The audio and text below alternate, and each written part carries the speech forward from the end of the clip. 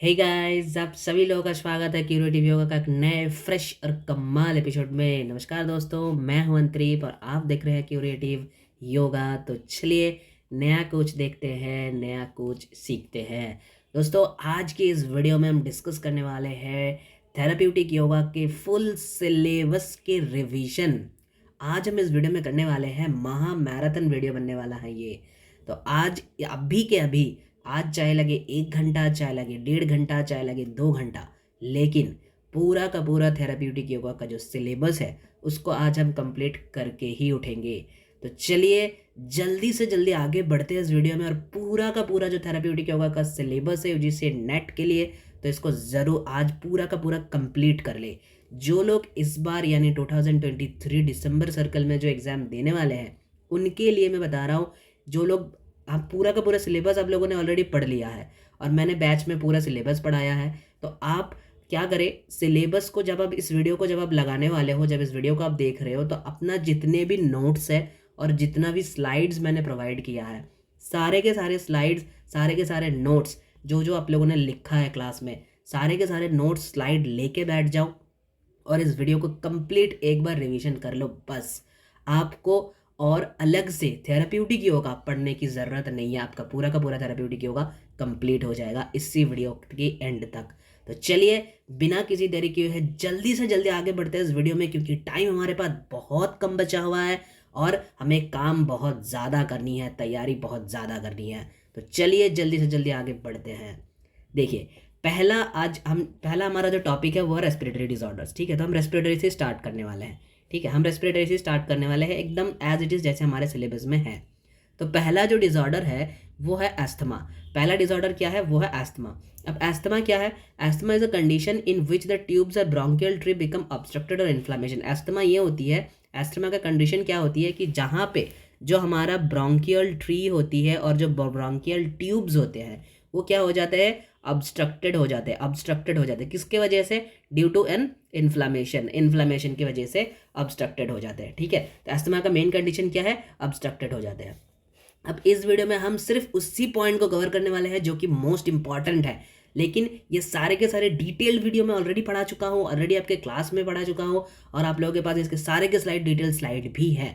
तो चलिए इस पर हम देखते हैं क्या क्या इंपॉर्टेंट पॉइंट्स है, सारे के सारे चीज़ को हम कवर करेंगे इसी वीडियो में अंदर। तो फिर क्या बता रहा है? फिर बोल रहे हैं कि bronchial asthma is a common and prevalent world wide in United state में इसका जो रेशियो है वो कितनी है, कितनी परसेंट ऑफ पॉपुलेशन इस पर अफेक्टेड होते हैं? लगभग 4% ऑफ पॉपुलेशन इनमें अफेक्टेड होती है। In occurs at all age but nearly 50% of it occur before the age of 10 years.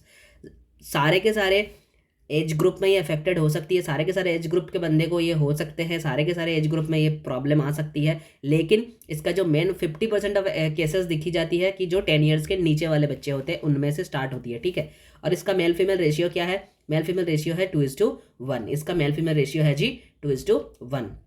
चलिए क्लासिफिकेशन देखते हैं अस्थमा का। अस्थमा बेसिकली 2 टाइप्स की होती है, एक होती है एक्सट्रिंसिक, दूसरा होता है इंट्रिंसिक। लेकिन एक और टाइप होती है जहाँ पे एक्सट्रिंसिक का भी कुछ सिम्टम्स होते हैं और इंट्रिंसिक का भी कुछ सिम्टम्स दिखी जाते हैं, उसको हम कहते हैं मिक्स टाइप। मतलब दोनों सिम्टम्स अगर किन्हीं पेशेंट में दिख रही है तो उसका मतलब उनको कोई अलग बीमारी नहीं है, उनको एक मिक्स्ड अस्थमा हुआ है। ठीक है, ऐसा होता है कि कई बार ऐसे देखे जाता है कि पेशेंट में दोनों सिम्टम्स भी दिखते हैं, एक्सट्रिंसिक भी दिखती है और इंट्रिंसिक, दोनों का सिम्टम्स एक साथ दिखती है, तो उनको हम कहते हैं मिक्स टाइप ऑफ एस्थमा। ठीक है, उनको हम कहते हैं मिक्स टाइप ऑफ एस्थमा। चलिए अब देख लेते हैं एक्सट्रिंसिक क्या होता है। एक्सट्रिंसिक होते हैं, it usually begins in childhood.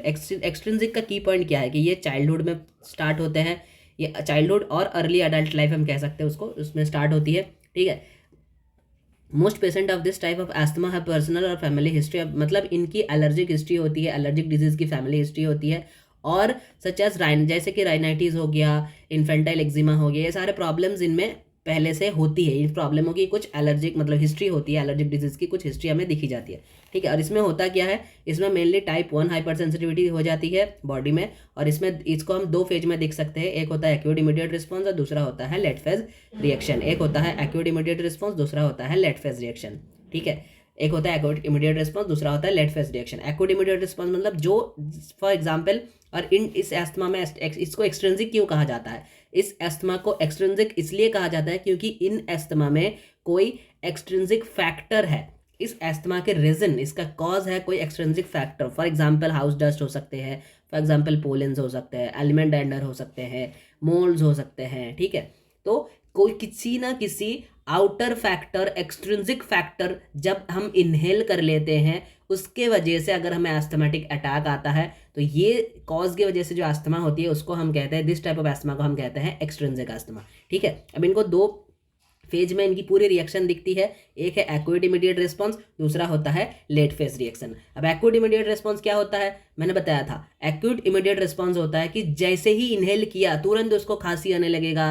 जो पेशेंट है कि मतलब जिनको एस्थमा है उनको जैसे वो कुछ इनहेल कर लिया बाहर से एक्सट्रिंसिक फैक्टर तो उसको तुरंत खांसी आने लगेगा, वो उनको नाक से पानी बहने लगेगा, आंख से पानी बहेगा उनका, ठीक है। तो ये सारे इमीडिएट इनको प्रॉब्लम्स चालू हो जाएगी, इस प्रॉब्लम्स को कहते हैं एक्यूट इमीडिएट रिस्पांस। लेकिन कुछ ऐसे प्रॉब्लम्स होते हैं जो बाद में दिखती है उनको, उनका सर पकड़ा जाए, सर दर्द करेगा उनको बाद में कुछ और भी इरिटेशन पैदा होने लगेगा, नाक पूरा नेजल पैसेज में उनको इरिटेशन होगा। ये सारे चीज़ें जो बाद में दिखती है लगभग 1 आवर लेटर या 1.5 आवर लेटर जो रिएक्शंस उनको दिखती है, जो सिम्टम्स दिखती है उसको हम कहते हैं लेट फेज रिएक्शन, उसको हम कहते हैं जी लेट फेज रिएक्शन, ठीक है। अब आते हैं इंट्रिंसिक। इंट्रिंसिक का मतलब होता है कि जिनमें कोई एक्सट्रिंसिक फैक्टर इनहेल करने की कोई ज़रूरत नहीं है, उनके बॉडी में ही कुछ ऐसा इंट्रिंसिक फैक्टर है जिनके कारण एस्थमा हो रही है, ओके। देखिए यहाँ पे क्लियरली मेंशन किया हुआ है, this type of asthma develops later in adult life. वो क्या कब होती थी, एक्सट्रिंसिक कब होता था, एक्सट्रिंसिक होता था अर्ली एडल्ट लाइफ में, लेकिन इंट्रिंसिक होता है लेटर एडल्ट लाइफ में, ठीक है। विथ नेगेटिव पर्सनल और फैमिली हिस्ट्री। यहाँ पे ज़रूरत नहीं है कि किसी को फैमिली हिस्ट्री हो, कोई एलर्जिक डिजीज़ वगैरह किसी का, तो ज़रूरी नहीं है कि एलर्जिक हिस्ट्री कुछ भी फैमिली हिस्ट्री होने की ज़रूरत नहीं है। लेकिन वहाँ पे एक्सट्रिंसिक एस्थमा तभी होती है जब एक्सट्रिंसिक एस्थमा में ज़्यादातर दिखी जाती है कि जिनको एक्सट्रिंसिक एस्थमा है उस पेशेंट की फैमिली हिस्ट्री अगर आप चेक करोगे तो देखा जाएगा कि उनके फैमिली में कोई ना कोई ऐसा तो है ही बंदा जिनको एलर्जिक डिजीज़ है पहले से ही, ठीक है, जिसको एलर्जिक डिजीज़ है, तो ये एक्सट्रिंसिक में दिखती है। इंट्रिंसिक में इसका कोई नामो निशान नहीं दिखता है, ज़्यादातर केसेस में ऐसा देखा गया है कि फैमिली हिस्ट्री जो है वो नेगेटिव आती है, ठीक है। फिर यहाँ पे क्या होता है, most of this patients develop typical symptoms complex and upper respiratory tract infection by viruses. Mainly क्या होता है कि कुछ वायरस के जरिए इसका अपर रेस्पिरेटरी ट्रैक में इन्फ्लामेशन या फिर इन्फेक्शंस क्रिएट हो जाते हैं और एसोसिएटेड विद नेजल पॉलिप। इनमें ना नेजल पॉलिप की बहुत बड़ी रोल है, जिनकी इंट्रिंसिक एस्थमा नेजल पॉलिप के कारण भी होते हैं, नेजल पॉलिप के कारण भी इंट्रिंसिक एस्थमा दिखी जाती है, okay. And chronic bronchitis are commonly present. इनके कारण, इंट्रिंसिक एस्थमा के कारण धीरे धीरे ये ट्रांसफर होता है क्रॉनिक ब्रोंकाइटिस में, अगर किन्हीं को नेजल पॉलिप है तो। इसलिए देखना कि लोग नेजल पॉलिप के भी ट्रीटमेंट करवाते हैं डॉक्टर से जाके, ठीक है, ये कराना ज़रूरी भी है। There are no recognisable allergens but about 10%, इसलिए इसके लिए कोई ऐसे जिम्मेदार एलर्जेंस नहीं है कि ये एलर्जन को आपने इनहेल कर लिया तो आपका इस्तेमाल हो जाएगा, ऐसा कुछ नहीं है। There are no recognisable allergens but about 10% of patient become hyper sensitive to drugs, most notably small dose of aspirin. ज़्यादातर लोग क्या होता है कि यह हाइपर सेंसिटिव बन जाते हैं, इनके बॉडी जो है एक्चुअली हाइपर सेंसिटिव बन जाते हैं, इनके बॉडी का जो एंटीबॉडी है वो हाइपर सेंसिटिव हो जाता है किसके अगेंस्ट, कुछ ड्रग्स के अगेंस्ट। ज़्यादातर दिखी जाती है कि एस्पिरिन के अगेंस्ट हाइपर सेंसिटिविटी पैदा हो जाती है जिसके कारण ये प्रॉब्लम्स आते हैं शरीर में, ठीक है। लेकिन ये नहीं है कि एस्पिरिन आप ले रहे हो मतलब आपको हो ही जाएगा, ऐसा कुछ कन्फर्मेशन कोई भी स्टेटमेंट यहाँ पे नहीं बोला गया है, ठीक है। तो इसको अच्छी तरीके से याद रखना, समझना अच्छी तरीके से चीज़ों को। ऐसा नहीं है कि आप एस्पिरिन ले रहे हो मतलब आपको इंट्रिंसिक एस्थमा हो जाएगा, ठीक है, ऐसा कोई बात नहीं है। अब आते हैं मिक्स टाइप। मिक्स टाइप को अलग से पढ़ने की ज़रूरत ही नहीं है, जैसे मैंने बता दिया पहले ही कि जो इंट्रिंसिक प्लस एक्सट्रिंसिक यानी एक्सट्रिंसिक प्लस इंट्रिंसिक आप कर दोगे तो इसका मतलब ही हो जाता है ये मिक्स टाइप हो गया आपका, ये हो गया आपका मिक्स टाइप ऑफ एस्थमा, ये हो गया आपका मिक्स टाइप ऑफ एस्थमा। यानी many patients do not clearly fit into either above of the two categories, मतलब जिनको कोई एक कैटेगरी में जो नहीं बैठते हैं सही तरीके से, जिनके अंदर दोनों तरीके की सिम्टम्स दिखती है। फॉर एग्जाम्पल उनको कोई बाहर से कोई फैक्टर इन्फ्लुएंस कर रहा है एस्थमा के लिए लेकिन वो लेटर लाइफ में, यानी बाहर से कोई फैक्टर रिस्पॉन्सिबल है मतलब वो एक्सट्रिंसिक है और वो एस्थमा स्टार्ट हुआ है उनको लेटर लाइफ में। अब एक्सट्रिंसिक लेटर लाइफ में स्टार्ट नहीं होता, वो होता है लेटर एडल्ट लाइफ में, कौन, इंट्रिंसिक। तो मतलब ये दोनों के सिम्टम्स अगर दिख रही है तो ये हो जाता है मिक्स टाइप ऑफ एस्थमा, ठीक है, ये हो जाता है जी मिक्स टाइप ऑफ एस्थमा। अब यहाँ पे हमने एक सेक्शन करके दिखाया है ब्रोंकियल वॉल का, ये एक सेक्शन है, ये देखिए ये है हमारा नॉर्मल ब्रोंकियल वॉल। यहाँ पे देखिए म्यूकस लेयर कितना नैरो है, ये म्यूकस लेयर आप लोग दिख रहे हो, ये म्यूकस लेयर देखिए कितना नैरो है, लेकिन यहाँ पे क्या हुआ, म्यूकस का सिक्रेशन देखिए बढ़ गया है। ये म्यूकस लेयर देखिए कितना ज़्यादा हो गया, कितना अमाउंट ऑफ बढ़ गया है mucus layer compare the net. मतलब ये इस पिक्चर को अगर मैं नाम दूंगा ए, इस पिक्चर को अगर मैं नाम दूंगा ए और इसको मैं नाम दूंगा बी, तो ए पिक्चर में देखिए जो म्यूकस लेयर है वो कितना कम है, और बी पिक्चर में देखिए म्यूकस लेयर कितना बढ़ गया है, बी में म्यूकस लेयर कितना बढ़ गया है ना। तो यही होता है अस्थमा के कारण कि कोई भी पॉलेंस, कोई भी एनिमल डंडा जब हम इनहेल करते हैं, या तो फिर हमारा अगर कुछ इंट्रिंसिक फैक्टर है, तो जिसके कारण क्या होता है कि जो ब्रोंकियल पैसेज है उनमें ये म्यूकस लेयर बढ़ जाता है, ये म्यूकस लेयर धीरे धीरे बढ़ जाता है, म्यूकस सिक्रेशन बढ़ जाता है, जिसके कारण वो ब्लॉक्ड हो जाता है, वो पैसेज जो है वो नैरो होने लगता है, ब्लॉक्ड होने लगता है, और हमें श्वास लेने में, हमें इनहेल करने में, एक्सेल करने में दिक्कत होने लगती है, हमें इनहेल एक्सेल करने में दिक्कत होने होते हैं। ठीक है, तो ये एक नॉर्मल ब्रोंकियल है ए वाला, और दूसरा जो बी वाला आपका पिक्चर देख रहा हो वो है आपका एक एस्थमेटिक ब्रोंकियल है। ठीक है, अब चलिए इसका साइन एंड सिम्टम्स को पढ़ते हैं। साइन एंड सिम्टम्स क्या है, शॉर्टनेस ऑफ ब्रीथ हो सकते हैं, विजिंग साउंड होगा, चेस्ट टाइटनेस मतलब चेस्ट में टाइट फीलिंग आती है, शॉर्टनेस ऑफ ब्रीथ मतलब उनको श्वास लेने में तकलीफ होता है, विजिंग साउंड मतलब जब वो सांस लेता है जै जै जै जै ऐसे करके साउंड होता है। अब देखना जो एस्थमेटिक पेशेंट हो, जब श्वास लेंगे ना, जब वो इनहेल करता है तो आप देखना उसके पास में अगर बैठे रहोगे तो आपको साउंड सुनाई देगा, लेकिन आप एक नॉर्मल पर्सन अगर जब इनहेल कर रहा है तो आपको पता तक नहीं चलता कि वो कब इनहेल कर रहा है कब एक्सेल कर रहा है। ठीक है, ड्राई इरिटेटिंग कफ मतलब जो एस्थमा की पेशेंट होती है उनको जो कफ होती है वो सूख जाती है, ड्राई हो जाती है, सूखापन आ जाती है उसमें। ठीक है, तो जिसलिए वो परेशान करते हैं, जो ड्राई कफ होती है बहुत ज़्यादा दिक्कत देते हैं इंसान को, तो इन पेशेंट में ये ज़्यादा ये चीज़ें भी दिखती है, ड्राई इरिटेटिंग कफ उनके हमेशा लगे हुए होते हैं उनके साथ। ठीक है, और एजेंट इन पैथोजेनेसिस। अब पैथोजेनेसिस में कौन कौन से एजेंट रिस्पॉन्सिबल है एस्थमा का, इनका पैथोजेनेसिस मैंने डिटेल में पढ़ाया हुआ है, मेरे जो चैनल में वीडियो है एस्थमा के बारे में, उनका लिंक आपको आई बटन में भी मिल जाएगा, उनका लिंक आपको डिस्क्रिप्शन बॉक्स में भी मिल जाएगा, उनका लिंक आपको डिस्क्रिप्शन बॉक्स में भी जाके मिल जाएगा, आप वहाँ से जाके इसका पैथोफिजियोलॉजी पूरा पढ़ सकते हो। लेकिन हालांकि इसका पैथोफिजियोलॉजी यहाँ पे हम डिस्कस नहीं करेंगे पूरा का पूरा, क्योंकि वो अगर करने जाएंगे तो वीडियो बहुत बहुत बहुत लंबा बन जाएगा, हर एक डिजीज़ का पैथोफिजियोलॉजी अगर हम पढ़ने के लिए जाएंगे तो। ठीक है, तो इनके एजेंट पैथोजेनेसिस, क्योंकि हम यहाँ पे सिर्फ वो चीज़ें कवर करेंगे जो यूजीसी नेट के लिए इंपॉर्टेंट है, जो यूजीसी नेट के लिए इंपॉर्टेंट है। पैथोफिजियोलॉजी ज़्यादातर इंपॉर्टेंट होते हैं हमारे ग्रेजुएशन के सिलेबस में या मास्टर्स के सिलेबस में। ठीक है, तो ऑलरेडी हमने डिस्कस कर चुके हैं, मेरे चैनल में वीडियो भी अवेलेबल है, आप चाहो तो वहाँ पर जाके देख सकते हो। तो कौन कौन से एजेंट रिस्पॉन्सिबल है पैथोजेनेसिस के लिए, मोस्ट प्रॉब्ली आईजीई रिस्पॉन्सिबल है, मास्ट सेल है, एओसिनोफिल है, डेंड्राइटिक सेल्स है, मतलब जिनको हम टीसी सेल कहते हैं, टी हेल्पर सेल्स भी रिस्पॉन्सिबल हैं। तो ये सारे एजेंट्स हैं जो रिस्पॉन्सिबल है पैथोजेनेसिस के लिए। ठीक है, फिर हम देखते हैं इसका मेडिकल मैनेजमेंट। मेडिकल मैनेजमेंट में ज़्यादातर 3 चीज़ें दी जाती है, एक तो ब्रोंकोडायलेटर दी जाती है, मतलब जो इनहेलर हम जिसको कहते हैं ना इनहेलर, तो डॉक्टर इनहेलर सजेस्ट करते हैं ताकि आपका जो ब्रोंकियल वल है, ये समझ लो आपका ब्रोंकियल वल है, ये आपका समझ लो आप ब्रोंकियल वल है। ठीक है, तो अस्थमा के कारण होता है ऐसा कि ये जो ब्रोंकियल वल है ऐसे ऐसे ऐसे ऐसे म्यूकस जम जाता है, म्यूकस।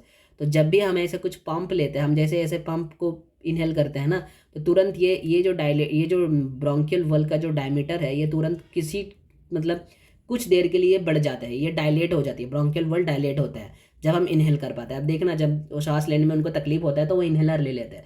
इनहेलर एक one type of bronchodilator है, यानी ब्रोंकियल को वो डायलेट करते हैं, ब्रोंकियल को डायलेट करते हैं, इसलिए ब्रोंको डायलेटर कहा जाता है। ठीक है, फिर स्टेरॉइड देते हैं। स्टेरॉइड किस लिए दी जाती है, स्टेरॉइड दी जाती है इन्फ्लामेशन को कम करने के लिए, जो इन्फ्लामेशन पैदा हुआ है इस एयरवेज में या तो फिर ब्रोंकियल वॉल में, तो उस इन्फ्लामेशन को कम करने के लिए स्टेरॉइड दी जाती है, और कुछ एंटी इन्फ्लामेटरी ड्रग भी दी जाती है, उसके साथ साथ कुछ एंटी इन्फ्लामेटरी ड्रग भी दी जाती है। लेकिन ये सारे चीज़ें आपको तब भी लेना होता है जब कोई फिजिशियन आपको प्रेफर करते हैं, अदरवाइज ना तो आपको स्टेरॉइड लेना चाहिए, ना ही आपको खुद से ब्रोंकोडायलेटर लेना चाहिए, ना ही आपको खुद से एंटी इन्फ्लामेटरी ग्रुप्स के किसी भी ड्रग्स को लेना चाहिए। कोई भी ड्रग्स लेने से पहले हमेशा किसी फिजिशियन को जाके प्रेफर करवा लो, हमेशा किसी फिजिशियन से जाके प्रेफर करवा लो।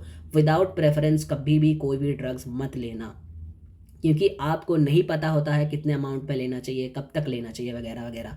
बहुत सारे कुछ देख के एक फिजिशियन ड्रग्स आपको रिकमेंड करती हैं। ठीक है, तो अब हम पढ़ते हैं integrated approach of yoga therapy. अब इसके लिए क्या कि योगा थेरेपी हम सजेस्ट कर सकते हैं। इसका मेन प्रिंसिपल जो है वो है चेस्ट एक्सपेंशन।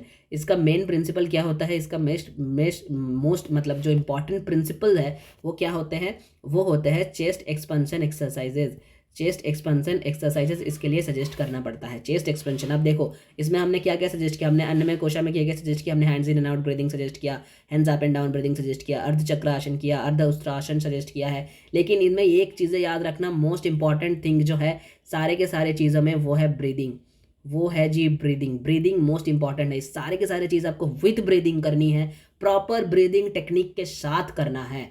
अगर कोई पेशेंट्स ये सारे चीज़ परफॉर्म कर रहे हैं रेगुलर लाइफ में, इसको परफॉर्म भी कर रहे हैं, इसको कर भी रहे हैं, लेकिन उन ब्रीदिंग में बिल्कुल भी ध्यान नहीं दे रहे हैं, उनको उनकी अवेयरनेस में ध्यान नहीं दे रहे, तो कोई काम नहीं होने वाला है। Breathing plus awareness is most important. कहाँ पे आपको अवेयर रहना है, कौन से पोर्शन में बॉडी के कौन से पार्ट में अवेयर रहना है, ब्रीदिंग कहाँ पे कैसी करनी है, सारे चीज़ें मोस्ट इंपॉर्टेंट है इन सारे प्रैक्टिसों में। फिर हम प्राणमय कोश में देखते हैं, योगिक ब्रीदिंग हम सजेस्ट करते हैं, ANYB यानी अल्टरनेट नॉस्ट्रल योगा ब्रीदिंग हम सजेस्ट करते हैं। मनोमय कोशा के लिए हम सन मेडिटेशन करते हैं, सत्संग सजेस्ट कर सकते हैं, ठीक है, ताकि उनकी माइंड अच्छा रहे, क्योंकि माइंड अगर इरिटेट होगा तो अस्थमा का प्रॉब्लम बहुत ज़्यादा बढ़ जाते हैं। विज्ञानमय कोशा के लिए हम क्या करते हैं, हम उनको थोड़े से नॉलेज दे देते हैं कि ये रीजन्स आपको इस वजह से, आपकी इस हैबिट से वजह से ये रीज़न हो रहा है, तो अगर आपको कोई एडिक्शन वगैरह है तो ये सारी चीज़ें आप छोड़ दो, वरना आपका ये जो प्रॉब्लम है ये तो और भी बढ़ जाएगा। वरना लोग क्या करते हैं, मेडिसिन भी लेते रहते हैं, एडिक्शन को भी चलाते रहते हैं, तो देखने वाली कोई काम होता नहीं है, ठीक है। सिर्फ महीनों में सिर्फ 1 बार 2 बार डॉक्टर के पास जाना पड़ता है, उनको मेडिसिन चेंज करके लाना पड़ता है, डॉक्टर के पास जाके यही कहता है कि सर मेरे को कोई काम नहीं हो रहा है। तो काम कैसे होगा भाई, आपने अपना एडिक्शन भी चालू रखा है, ठीक है। तो पहली बात तो यह है कि उनको ये बता दो कि उनकी एडिक्शन कितना भयानक है, उनके इस कितनी बड़ी जिम्मेदारी है उस एडिक्शन का आपको डिजीज कंडीशन क्रिएट करने के लिए, आपके अंदर ये डिजीज को क्रिएट करने के लिए। तो पहली बात तो ये है कि अगर कोई एडिक्शन है तो उसको पहले रिमूव कराओ, ठीक है। और उनको ये बताओ कि आपका रिकवरी तब भी हो सकती है, कैसे हो सकती है, इस थोड़ा नॉलेज उनको दे दो, ज़्यादा मत बताने जाओ, क्योंकि जो पेशेंट होते हैं उनको ज़्यादा बताने जाओगे तो वो आपसे क्वेश्चन ही क्वेश्चन करता रहेगा और वो कुछ काम नहीं होगा, वो कुछ काम करेगा ही नहीं, ठीक है। वो बस आपको पूछते रहेगा। तो ज़्यादा कुछ बताने की ज़रूरत नहीं है, थोड़ा सा उनको बता दो कि आप अपने ये एडिक्शन छोड़ दो, ये इस तरीके से काम होगा, बस बस बस बस दिस, ऐसे करके इसको बताना पड़ता है, ठीक है। ये विज्ञानमय कोशा के लिए ज़्यादातर इसमें हम क्या करते हैं, काउंसलिंग वगैरह, इसमें बहुत ज़्यादा इफेक्टिव चीज़ें होती है विज्ञानमय में। लेकिन अस्थमा के लिए ज़रूरत नहीं है काउंसलिंग वगैरह की, ठीक है। आनंदमय कोशा क्या है, ask them to do their everyday work with full of energy and enthusiasm, ask them to find out the purpose of their life. मतलब क्यों ये बात कहा गया है, पता है क्यों ये बात कहा गया है, क्योंकि लोग एडिक्शन इसलिए करते हैं कि उनको ये वैल्यू नहीं पता होती, उनको लाइफ की वैल्यू दिखती नहीं है। पता तो सभी को होती है लेकिन दिखती नहीं है। तो अगर वो अपने रेगुलर एक्टिविटी को full of Joy, full of energy से काम करता रहेगा, रेगुलर एक्टिविटी करता रहेगा, उनको पर्पस ऑफ लाइफ भी दिखेगा, तो ज़्यादातर लोग एडिक्शन में नहीं जाते हैं। तब ये एक बहुत बड़ा रीज़न है एडिक्शन को छुड़ाने के लिए, ठीक है। तो ये सारी चीज़ें इसलिए हमने सजेस्ट किया है। अब आप पूछोगे सर आनंदमय कोशा विज्ञानमय कोशा का क्या रिलेशन है, ये आप लोगों को पता है, मैंने आप लोगों को IUIT पढ़ाया था, तो पता है कि अगर हम सिर्फ अन्नमय कोशा, मनोमय कोशा, प्राणमय कोशा 3 लेयर पे काम करेंगे तो ये जो जड़ से उखाड़ने की जो बात होती है डिजीज़ को, वो नहीं होगा, ठीक है। डिजीज़ को हम जड़ से तभी उखाड़ सकते हैं अगर हम सारे के सारे 5 लेयर्स में अगर हम काम करें तो, ठीक है। तो ये हो गया हमारा अस्थमा के बारे में पूरा का पूरा कंप्लीट। अब हम देखते हैं एलर्जिक राइनाइटिस। एलर्जिक राइनाइटिस को कभी, एलर्जिक राइनाइटिस में क्या होता है, allergic rhinitis is where your nose gets irritated by something you are allergic such as pollen की वजह से हो सकती है, causing sneezing and other symptoms. क्या होता है एलर्जिक राइनाइटिस में, हमारा ये नोज सेक्शन में, ये हमारा नोज है, तो नोज में इरिटेशन पैदा हो जाती है, जिनके कारण, इस इरिटेशन के कारण यहाँ पे क्या होता है, यहाँ पे इन्फ्लामेशन होने लगते हैं। राइनाइटिस, आइटिस वर्ड जहाँ पर भी आपको मिलेगा तो मतलब होगा इन्फ्लामेशन। आइटिस वर्ड आपको कहीं पर भी अगर दिख रही है, आइटिस ये वर्ड आपको कहीं पर भी दिख रही है तो इसका मतलब होता है जी इन्फ्लामेशन। आइटिस वर्ड आप लोगों को पता है, कहीं पर भी दिखे तो उसका मतलब होता है जी इन्फ्लामेशन, ठीक है। एलर्जिक राइनाइटिस को एक और नाम से जाना जाता है, क्या वो है, हे फीवर। एलर्जिक राइनाइटिस को एक और नाम से जाना जाता है hay fever, is an allergic response to specific allergen. कोई स्पेसिफिक एलर्जन, फॉर एग्जांपल वो पोलन हो सकता है, वो एनिमल डेंडर हो सकता है, वो कुछ भी एलर्जेंस हो सकते हैं, एक्सट्रिंसिक फैक्टर, जिसको हमने इनहेल कर लिया तो हमारे नाक में इरिटेशंस पैदा होने लगेगा, तुरंत नाक से पानी बहने लगेंगे, आँख से पानी बहने लगेगा, ठीक है, आँख से पानी निकलेगा, नाक से पानी निकलेगा, ये सारी चीज़ें तुरंत हमको देखने को मिलता है, रिस्पॉन्स टू स्पेसिफिक एलर्जेंस, ठीक है। फिर क्या कह रहे हैं, it occurs when the immune system overreacts to allergens, मतलब जब आपके इम्यून सिस्टम जो है वो ओवर रिएक्ट कर जाता है एलर्जेंस का। सपोज अपने कोई नेचर से कोई आपने पोलन इनहेल कर लिया तो आपको इम्यून सिस्टम को क्या लगेगा, इम्यून सिस्टम को लगेगा कि नहीं यार ये पोलन आ गया। सपोज फॉर एग्जांपल ये एक पोलन है और ये आपका IG है, ठीक है, ये आपका IG है, इसको क्या लगेगा, IG को ये लगेगा कि ये कोई बड़ा वायरस है, तो इसको मारने के लिए तुरंत आपका मैकेनिज्म जो है उसको ट्रिगर कर देगा। लेकिन इस पोलन को मारने की कोई ज़रूरत है ही नहीं, इस पोलन को मारने की ज़रूरत था ही नहीं, ये कुछ भी आपको कोई प्रॉब्लम क्रिएट नहीं करता। यही होता है कि आपका इम्यून सिस्टम जो है वो ओवर रिएक्ट कर जाता है, जिसके वजह से ये सारे प्रॉब्लम्स क्योर होते हैं, ये सारे प्रॉब्लम्स क्योर होते हैं। और इस प्रॉब्लम में एलर्जिक राइनाइटिस में इसको देख, मैंने पहले यहाँ पे बता दिया कि एलर्जिक राइनाइटिस को हे फीवर कहा जाता है। वही चीज़ें बताया जाता है कि आईजीई मीडिएटेड इम्यून रिस्पॉन्स ज़्यादा हो जाते हैं, जिसके कारण इसमें भी 2 फेज आपको दिखती है, एक्यूट अर्ली एक्यूट रिस्पॉन्स और लेट फेज रिएक्शन, दोनों चीज़ें दिखती हैं। ठीक है, तो प्रॉब्लम यही होती है बेसिकली इसमें भी कि जो आपका मस्ट सेल होता है वो एक्टिव हो जाता है, सारे के आईजीई आपका एक्टिव होते हैं, मतलब इम्यूनोग्लोबुलिन ही ये मास्ट सेल के साथ मैच करते हैं, फिर ये सारे के सारे जो आपका इम्यून सिस्टम के मैकेनिज्म है उसको एक्टिव कर देते हैं, एंड आपके इम्यून सिस्टम क्या करते हैं, इसको मारने की कोशिश करते हैं। लेकिन हालांकि इसको मारने के लिए कोई ज़रूरत था ही नहीं, क्योंकि फॉर एग्जाम्पल ये एक पोलन था, इसको मारने वाली कोई चीज़ है ही नहीं, लेकिन आपका इम्यून सिस्टम क्या करेगा, इसको मारने के लिए चला आएगा, जिसके कारण आपको ये सारे प्रॉब्लम्स क्रिएट होते हैं। और एलर्जिक राइनाइटिस के लिए भ्रामरी बहुत ज़्यादा इफेक्टिव प्रैक्टिसेस होती है। आप अगर किन्हीं को है तो वो भ्रामरी कर सकते हो, ये बहुत ज़्यादा इफेक्टिव प्रैक्टिसेस होती है। इनके अगेंस्ट कई सारे रिसर्च पेपर भी है, मतलब इनके रेफर में कई सारे रिसर्च पेपर भी आपको दिख जाएगा, अगर आप चाहो तो पढ़ सकते हो जाके। इसके कॉजेज़ क्या क्या हो सकते हैं, पोलन हो सकते हैं, मोल्ड हो सकते हैं, एलिमेंडेंडर हो सकते हैं, डस्ट हो सकते हैं, hay fever and allergic often run in families, और ये जेनेटिकली ट्रांसफर्ड भी हो जाते हैं, किन्हीं को है तो वो ट्रांसफर्ड भी होता है। ठीक है, इसका सिम्टम्स क्या देखते हैं, इनको स्मेल लेने में दिक्कत होती है, प्रॉब्लम होती है, स्नेजिंग साउंड होती है, स्टफी नोज होती है, नेजल कंजेशन हो जाते हैं कभी कभी, मतलब वो स्टफी नोज का मतलब ही होती है, फिर काफिंग होती है, इनको शोर थ्रोट होती है, फिर इनको डार्क सर्कल आ जाते हैं स्किन में, आई के नीचे, आंखों के नीचे डार्क सर्कल पड़ती है, फैटिग होती है, हेडेक्स उनको होते हैं, कि इसमें ये राइनाइटिस के कारण, एलर्जिक राइनाइटिस और सिनोसिस्ट, इन दोनों के कारण ही हेडेक पैदा हो जाती है। हेडेक मतलब सर में दर्द होने लगता है, हेडेक का मतलब होता है। ठीक है, फिर हम आ जाते हैं सिनोसिस्ट पे। साइनस, देखिए हमारे बॉडी में बहुत सारे लोग कहते हैं कि मुझे साइनस है, भाई साइनस हम सभी को है। ठीक है, साइनस हम सभी को, हमारे स्कल में कितने साइनस है, टोटल 4 साइनस है। ये हो गया हमारा फ्रंटल साइनस, ये दोनों। ठीक है, फिर हो गया हमारा एथमॉइड साइनस, ये वाला ये हो गया हमारा एथमॉइड साइनस, और ये वाला जो है ये हो जाएगा हमारा स्फेनोइड साइनस, ये जो आपको लाइन दिख रही है इधर, ये हो जाएगा हमारा स्फेनोइड साइनस। और नीचे यहाँ पे होती है हमारा मैक्सिलरी साइनस, यहाँ पे होती है हमारा मैक्सिलरी साइनस। तो ये 4 साइनस होते हैं। अब प्रॉब्लम क्या है, साइनस तो सभी को है, लेकिन कोई लोग कहते हैं कि मुझे साइनस है, मुझे साइनस की बड़ी प्रॉब्लम है। भाई साइनस कोई प्रॉब्लम नहीं है, साइनस तो सभी को होता है। साइनस का मतलब होता है हॉलो कैविटी।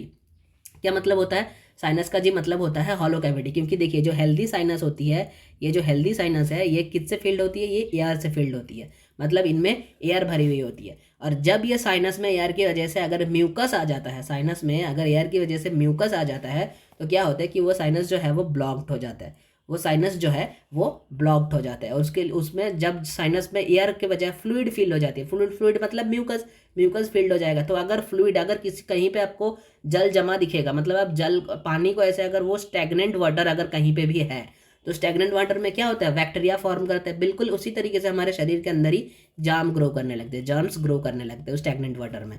एक्चुअली वो वाटर नहीं है, वो क्या है, वो फ्लूइड है, म्यूकस है, वो बेसिकली एक म्यूकस है। तो उसमें बैक्टीरिया ग्रो करने लगते हैं, जिसकी वजह से इन्फ्लामेशन क्रिएट हो जाती है और वहाँ पे इन्फेक्शन होने लगते हैं। इसीलिए सिनोसिस्ट वन टाइप ऑफ इन्फ्लेक्शन है जो साइनस में होती है, वन टाइप ऑफ इन्फ्लामेशन है जो साइनस में होती है। ठीक है, और साइनस का जो प्रॉब्लम है ये लगभग वायरल इसको हम पहले तो हम 2 तरीके से इसको बांटते हैं। क्या क्या, एक होता है वायरल सिनोसिस, दूसरा होता है बैक्टीरियल सिनोसिस। वायरल सिनोसिस जो है वो लेस देन 7 to 10 डेज तक चलती है, will resolve with supportive care. इसमें एंटीबायोटिक वगैरह की कोई ज़रूरत नहीं होती है वायरल सिनोसिस में, antibiotics are not needed to treat viral sinusitis. ठीक है, लेकिन जो बैक्टीरियल सिनोसिस्ट होती है ये 10 दिन से ज़्यादा चलते हैं। अगर बैक्टीरिया की वजह से सिनोसिस्ट हुआ है, बैक्टीरियल सिनोसिस्ट है, तो उसके लिए आपको एंटीबायोटिक लेना बहुत ज़रूरी है, यानी डॉक्टर को दिखाना बहुत ज़रूरी है। डॉक्टर देख के सजेस्ट कर देते हैं, और वो इसीलिए पूछते हैं कि कब तक ये चल रहा है, आपको कितने देर तक है, कितने दिनों तक ये चल रहा है। अगर ज़्यादा 10 दिन से ज़्यादा हो गया तो वो एंटीबायोटिक सजेस्ट कर देते हैं, 1 हफ्ते से ज़्यादा हो गया तो वो एंटीबायोटिक सजेस्ट कर देते हैं डॉक्टर्स। ठीक है, फिर सिनोसिस डिफरेंट टाइप्स ऑफ होती है, मतलब इनकी सीवियरिटी के अकॉर्डिंग ये डिफरेंट टाइप्स ऑफ होती है। 3 टाइप्स ऑफ होती है सिनोसिस। एक होता है एक्वेट, दूसरा होता है सब एक्वेट, तीसरा होता है क्रॉनिक। एक्वेट का मतलब है कि this last up to 4 week, मतलब 4 हफ्ते तक आपको चल रहा है, फिर ये धीरे धीरे ठीक हो जाती है। ये कॉमन टाइप है सिनोसिस का। ठीक है, सब एक्वेट क्या होते हैं, ये 4 से लेकर 12 हफ्ता तक चलता है, 4 से लेकर 12 हफ्ता तक चलता है, फिर भी ये इस पर थोड़ा बहुत मेडिसिन चाहिए होता है, डॉक्टर को दिखाना पड़ता है, फिर ये कॉमनली ठीक हो जाती है। क्रॉनिक सिनोसिस ये बहुत ज़्यादा प्रॉब्लम करती है, ये 12 हफ्तों से भी ज़्यादा चलते हैं। कई बार ऐसा देखा गया है कि इतना ज़्यादा बढ़ गया है पेशेंट को, ये कई बार इतने ज़्यादा भी बढ़ जाता है जब उनको सर्जरी के लिए भी जाना पड़ता है।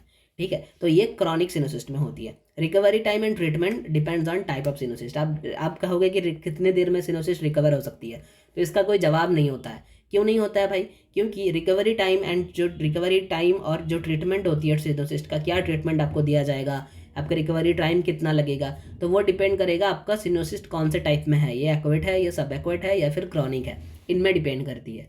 ठीक है, अब चलिए आगे बढ़ते हैं, इसका यौगिक मैनेजमेंट पढ़ते हैं। अन्नमय कोशिका के लिए हम जल नीति करवा सकते हैं, कुंजल करा सकते हैं, वस्त्र करा सकते हैं, कपालभाति, सूर्य नमस्कार, भुजंगासन, शशंगासन, उष्ट्रासन, सिद्धासन, ये सारे प्रैक्टिस हम करवा सकते हैं इसमें। प्राणायाम के लिए हम उज्जाई करा सकते हैं, व्रास्तिका करा सकते हैं, ANYB करा सकते हैं, योग मुद्रा करा सकते हैं, प्राण मुद्रा, महामुद्रा, जलंधर बंद करवा सकते हैं, मेडिटेशन में हम सन मेडिटेशन वगैरह करवा सकते हैं, भ्रामरी भी करवा सकते हैं हम इसमें, भ्रामरी बहुत इफेक्टिव होती है। विज्ञानमय कोशा के लिए हम क्या करते हैं, विज्ञानमय कोशा के लिए हम विज्ञानमय कोशा में हम वही चीज़ है कि उनको डिजीज़ के बारे में थोड़ा बताते हैं। अगर कोई एडिक्शन वगैरह है तो उसको हम, बैड हैबिट्स कोई है तो उसको छुड़ाने की कोशिश करते हैं। रिकवरी प्रोसेस के बारे में थोड़ा बताते हैं। और आनंदमय कोशा में हम उनको ये चीयर अप करते हैं कि उनकी लाइफ जीने के लिए चीयर अप करते हैं, रेगुलर लाइफ को with full of energy and happiness के साथ परफॉर्म करने के लिए। Try to find out the ultimate bliss, regular life में अल्टीमेट ब्लिस को ढूंढने के लिए हम उनको मोटिवेट करते हैं, ताकि उनको लाइफ ऑफ पर्पस, मतलब जो जीने की जो पर्पस है, जो लाइफ की पर्पस है, जो वैल्यू है, उनको वो दिखे, चीयर्स वैल्यू उनको दिखे। ठीक है, अब आते हैं क्रॉनिक ऑब्स्ट्रक्टिव पल्मोनरी डिसऑर्डर पर, यानी COPD। COPD क्या है? COPD बेसिकली, COPD में दो चीज़ें आती है। COPD देखिए, chronic obstructive pulmonary disorder refers to long term diseases, chronic bronchitis and emphysema that often occur together in COPD।